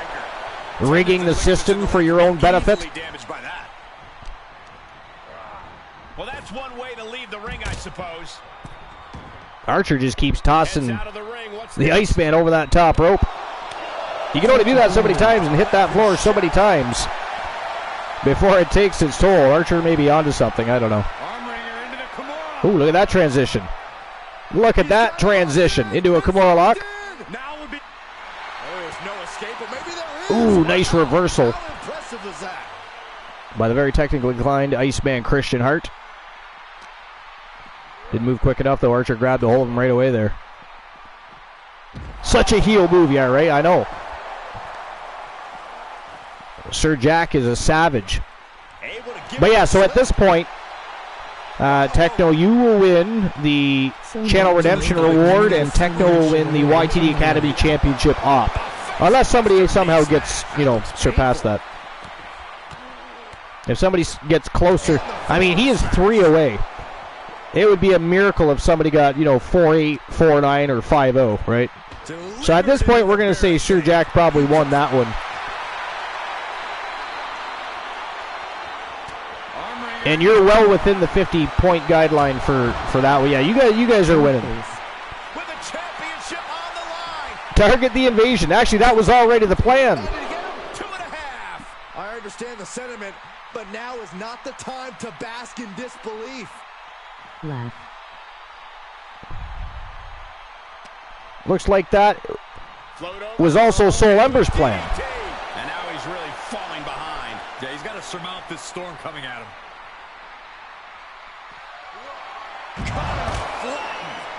But anyways, what I will do, Soul Embers, is I'll simply refund that, because we were going there anyway. We knew it was not going to be an easy task Archer to looking put too the much champion alike away, life. and that's being proven right now. All right, so It's proving that sooner parents there we go. their title, and you can sense the desperation mounting as that last move couldn't finish things. There we go. Okay, so that should have already been refunded for you, Soul. Let me know if you get that back. Makes the champ nervous. Getting dangerously close to ending it all. Yeah, I had already planned a long time ago to invade Team Dogface, Just one step ahead. regardless of how many people were still here. Tactful maneuver. He's trying again. Of course, we definitely tapered off after Dog started. The champ. This is his time slot, not ours. 2, and he's still in the game. It was almost just lights out on their championship. But yeah, we do think too much alike. Kind of scary when you think about it, really. Or is it the challenger's last A gasp? little bit scary when you think about it. What was done to win there, but it just fell short. This is one hell of a matchup so far between Christian Hart and Elijah Archer. Falls count anywhere. They can take this anywhere they'd like. Ah, So look at far, this, though. just cranking it out. Sticking to the ring and outside the ring. I was Christian Hart has a tendency to take people to that ramp, Oh, wicked kick to the lower. pile drive them on the ramp, and slap them in a sharpshooter. We'll see if he does that to Archer at some point. Yeah, he is sparing no energy. I had to see it at the show. I was committed.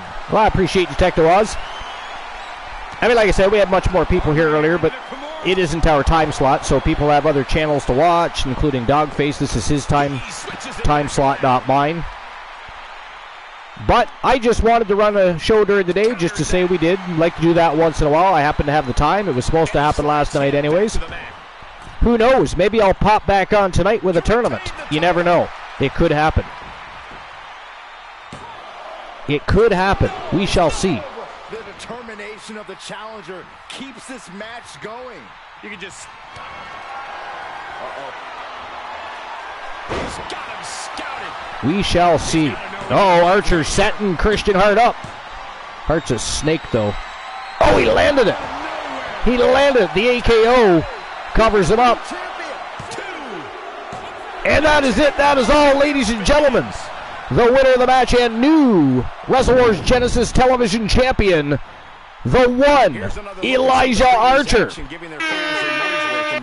picks up the big W over the Iceman Christian Hart. And of course, that is another matchup tonight with two OG superstars from the Archerverse 1.0 going to battle over a championship that has been coveted since the very beginning.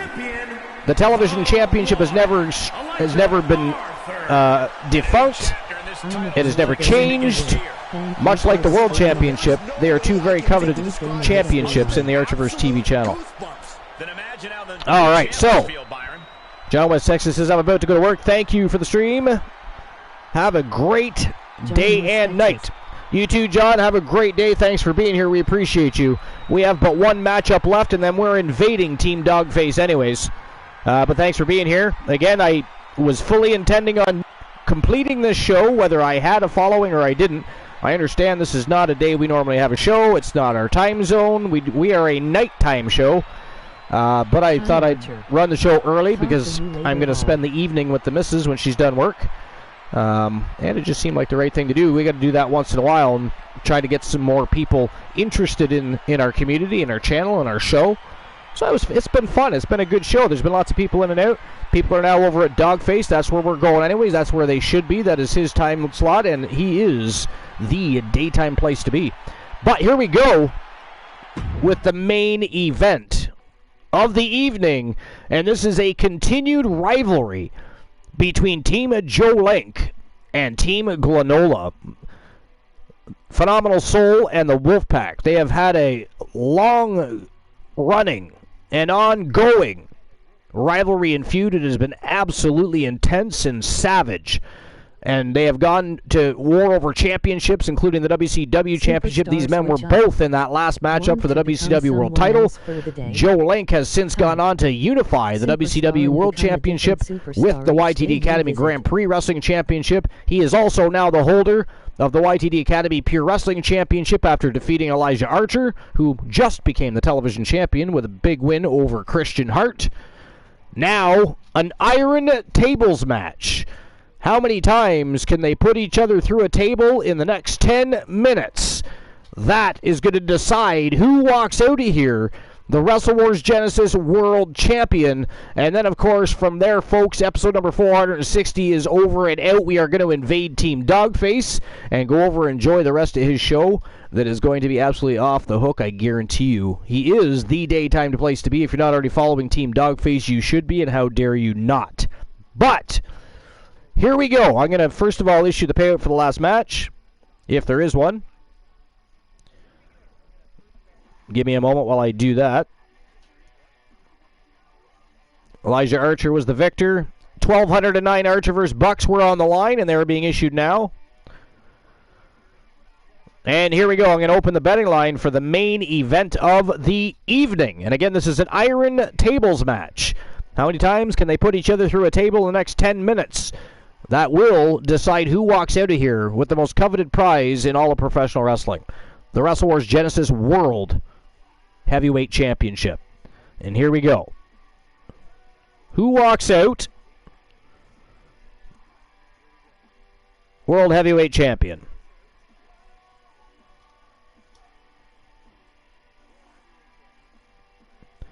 Is it going to be the Phenom,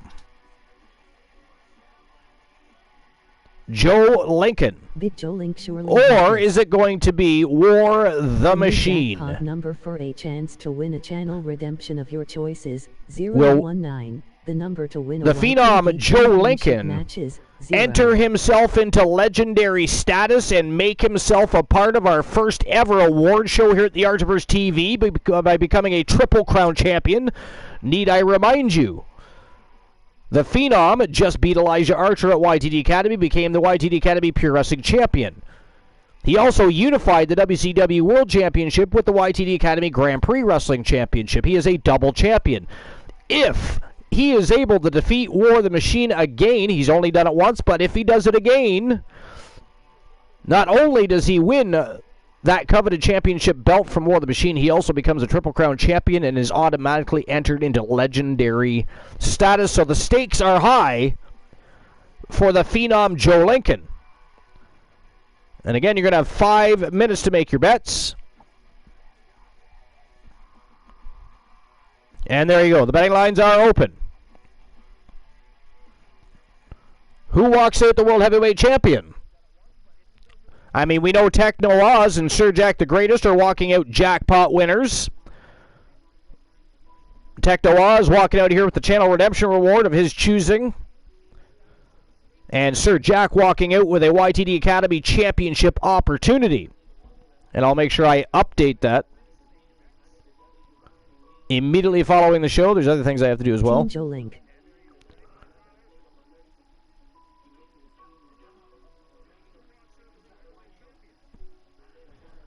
All right. Here we go.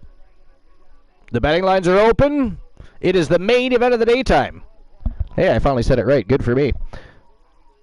The Phenom Joe Lincoln from Team Joe Link versus War the Machine, the reigning defending Wrestle Wars Genesis World Champion from Team Glenola, part of the Wolfpack Horsemen. It is the Horsemen versus Phenomenal Soul, 1v1 for the World Championship.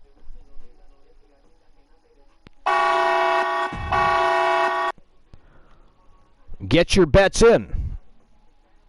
You have but a short spell left to get those bets in. Team Joe Link for the women's division. Technoa is also going with Team Joe Lake. Looks like we got some Phenom Joe Lincoln fans in here.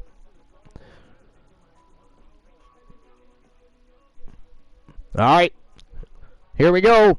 It is time for an iron tables match. Again, how many times can they put each other through those tables in the next 10 minutes? The winner walks out the world champion, and we potentially have a brand new legend if one of them wins. That would be Joe Lincoln, the Phenom from Team Joe Link. Folks, it is main event time, and then we invade the doghouse. It is time to go visit Dogface, and that is the destination. That is where we're going, without a shadow of a doubt. He is our friend. If you're new to the channel, he will be your friend. Tremendous, tremendous community. Fantastic wrestling show. Intriguing and colorful characters. The content creation is fantastic.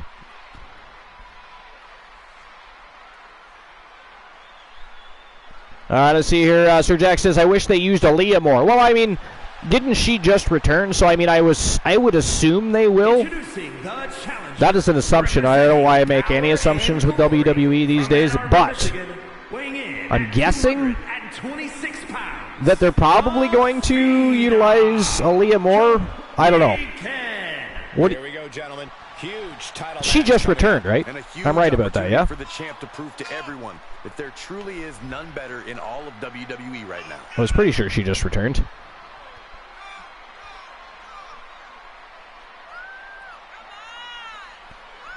What else have I missed in the chat? Just going to jump back in the chat real quick and see if I've missed anything. Something about that Archer guy. I'm about to go in for work. Thank you for the stream. I already saw it. It is a show, John in West Texas. How dare you? Why didn't I mention that earlier? Somebody ban John in West Texas. And Tamina would be nice to see a lot more of. Yep, Aaliyah and Tamina would be nice to see. Yeah, well, Tamina just returned too, though. But you're not wrong, though. When Aaliyah was around before, they really didn't utilize her, did they? And I don't know why, because she's one of the better wrestlers on that roster. Was and is. I mean, I think. That's only my personal opinion. I don't speak for anybody else. You know me. I do not speak for anybody else. But I think she's one of the more talented in the women's division. Up and coming. And, I mean, she's not exactly a rookie, but...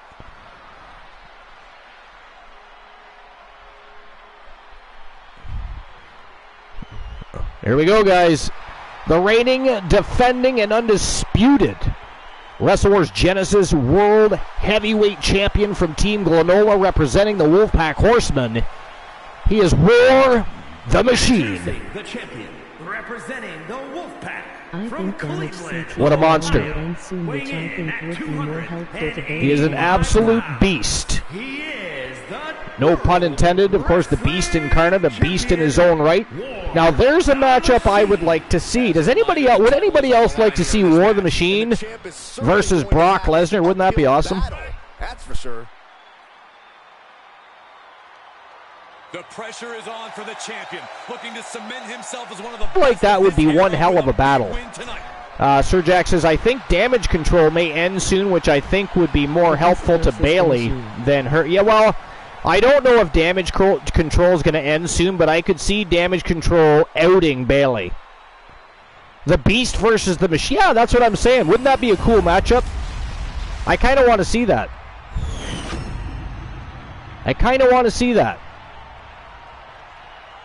Here we go, guys. This is arguably the Iron Tables match. 10 minutes of pure brutality with two giants of the business trying to put each other through a table. I mean, it doesn't get much better than this for a main event. It does not get much. Oh, god damn. War of the Machine. Kicked him right in the lippies.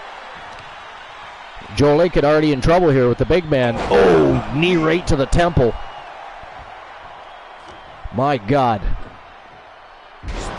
Wow. Big elevated spine buster. Bounced Lincoln off the canvas. targets the gut to end the offense. Got him right in the solar plexus there. Nice retaliation by Joe Lincoln. Standing vertical. No, out the back door goes War the Machine. And a big lariat right to the back of the head. Sends Joe Lincoln face first into the canvas, and War the Machine is unleashing. Good God. Shifts it back onto him. Dropped him with a big shoulder tap. Bowls him over with a shoulder. War the Machine very cleverly gets out of dodge, takes a break. Oh! God, wouldn't it have been funny if that table set itself up somehow and he just put War the Machine through a table for a fall there? That would have been kind of cool. I'm not going to lie, that would have been kind of cool. Unless you can set up a table with telekinesis, but you have to be hyper aware of your Joe Lincoln making a comeback here. He is on the prowl. That's right, Corey. The only time and outside the ring on that. Oh, nice lariat. He's not done. He's gonna go for another. And another. We got one more coming. We do. Completes the trifecta. Takes the big man off his feet. Picks him right back up, though. That is dangerous.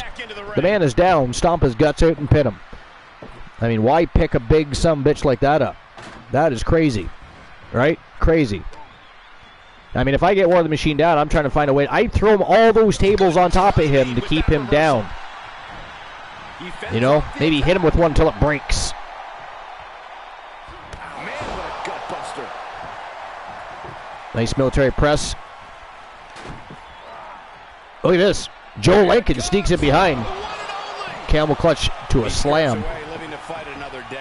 Or not a camel clutch, cobra clutch. Looks like he has something planned with his table, guys. I don't want to know. Set the table up, but they both knocked it down. Nice German. Oh! And a heavy, heavy lariat. Man, oh man, I don't think I've ever seen War the Machine do a 360 backwards like that before. That was insane. That was insane. Joe Lincoln setting that table back up, and he's got War the Machine at his mercy here. Will War the Machine be the first person? Oh, he is the first person to go through a table. It is 1-0 for Joe Lincoln. And ladies and gentlemen, don't forget, if the Phenom Joe Lincoln is able to complete his campaign here today, he becomes a Triple Crown champion, holding the YTD Academy Pure Wrestling Championship, the YTD Academy Grand Prix Wrestling Championship, and the Wrestle Wars Genesis World Heavyweight Championship, the most coveted prize in the history of professional wrestling, at the same time, automatically entering him into legendary status and making him eligible to, in the very near future, compete in the Legends division. Of course, we're going to be having our first ever award show here shortly. I'm actually going to be getting together with some of the, like Joe Link and Glenola and a few others, and discuss, are we going to just allow them to start competing in the Legends division now? Because they have already achieved the status. The award show doesn't really need to take place for them to be allowed to take part in that division. But I don't want to make that decision on my own, so I'm going to talk to, of course, members of the team, see where that lies with them. But yeah, Joe Lincoln looking good here, 1-0 over War the Machine for the World Heavyweight Championship and potential legendary status. Absolutely phenomenal. All pun intended. Insult to injury a third time? All pun intended. Taking it outside the Lincoln going to get another table.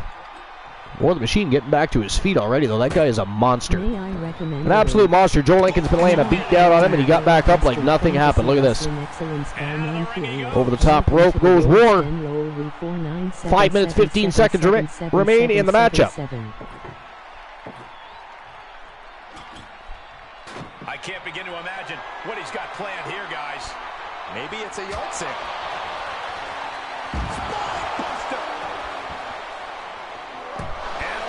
Wow. How the tides can turn, especially outside the ring. This has been a grueling Iron I mean, personally, for me, if I'm in there, I'm trying to avoid going outside the ring, especially with a monster savage like War the Machine. I mean, or the Phenom Joe Lincoln for that matter. I mean, I don't want to be out there with either one of them.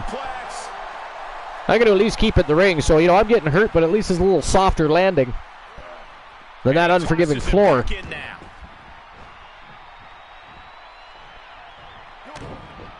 Potential career-ending maneuvers out there. They put their bodies on the line. Oh! Oh, good God. The Phenom just about put right through the canvas there. War the Machine looking to set up his first table of the evening. Lincoln back. Oh, nice body shot. Lincoln with a reversal and a retaliation. Oh, look at this. Now, why wouldn't he have put him through the table?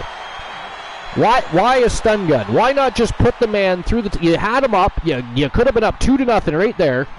And instead, you play with a barbaric savage. And again, he does it. You know, turn. Pivot, as the French would say. Onto the table. What were you thinking right there? Big elbow to the face prevented Joe Lincoln from putting him through that. See what I mean? Uh-oh, Lincoln in trouble. No, reversal. Wow, DDT. DDT, what a statement. I mean, he is... It almost looks like he might have War's number here today. Oh, another elbow to the face, though. Shoulder block takedown. Lincoln down on the mat. And now is Lincoln going towards that table. It is Lincoln, and through the table, it is 1-1. With 3 minutes, 7 seconds remaining. Wow. What a match.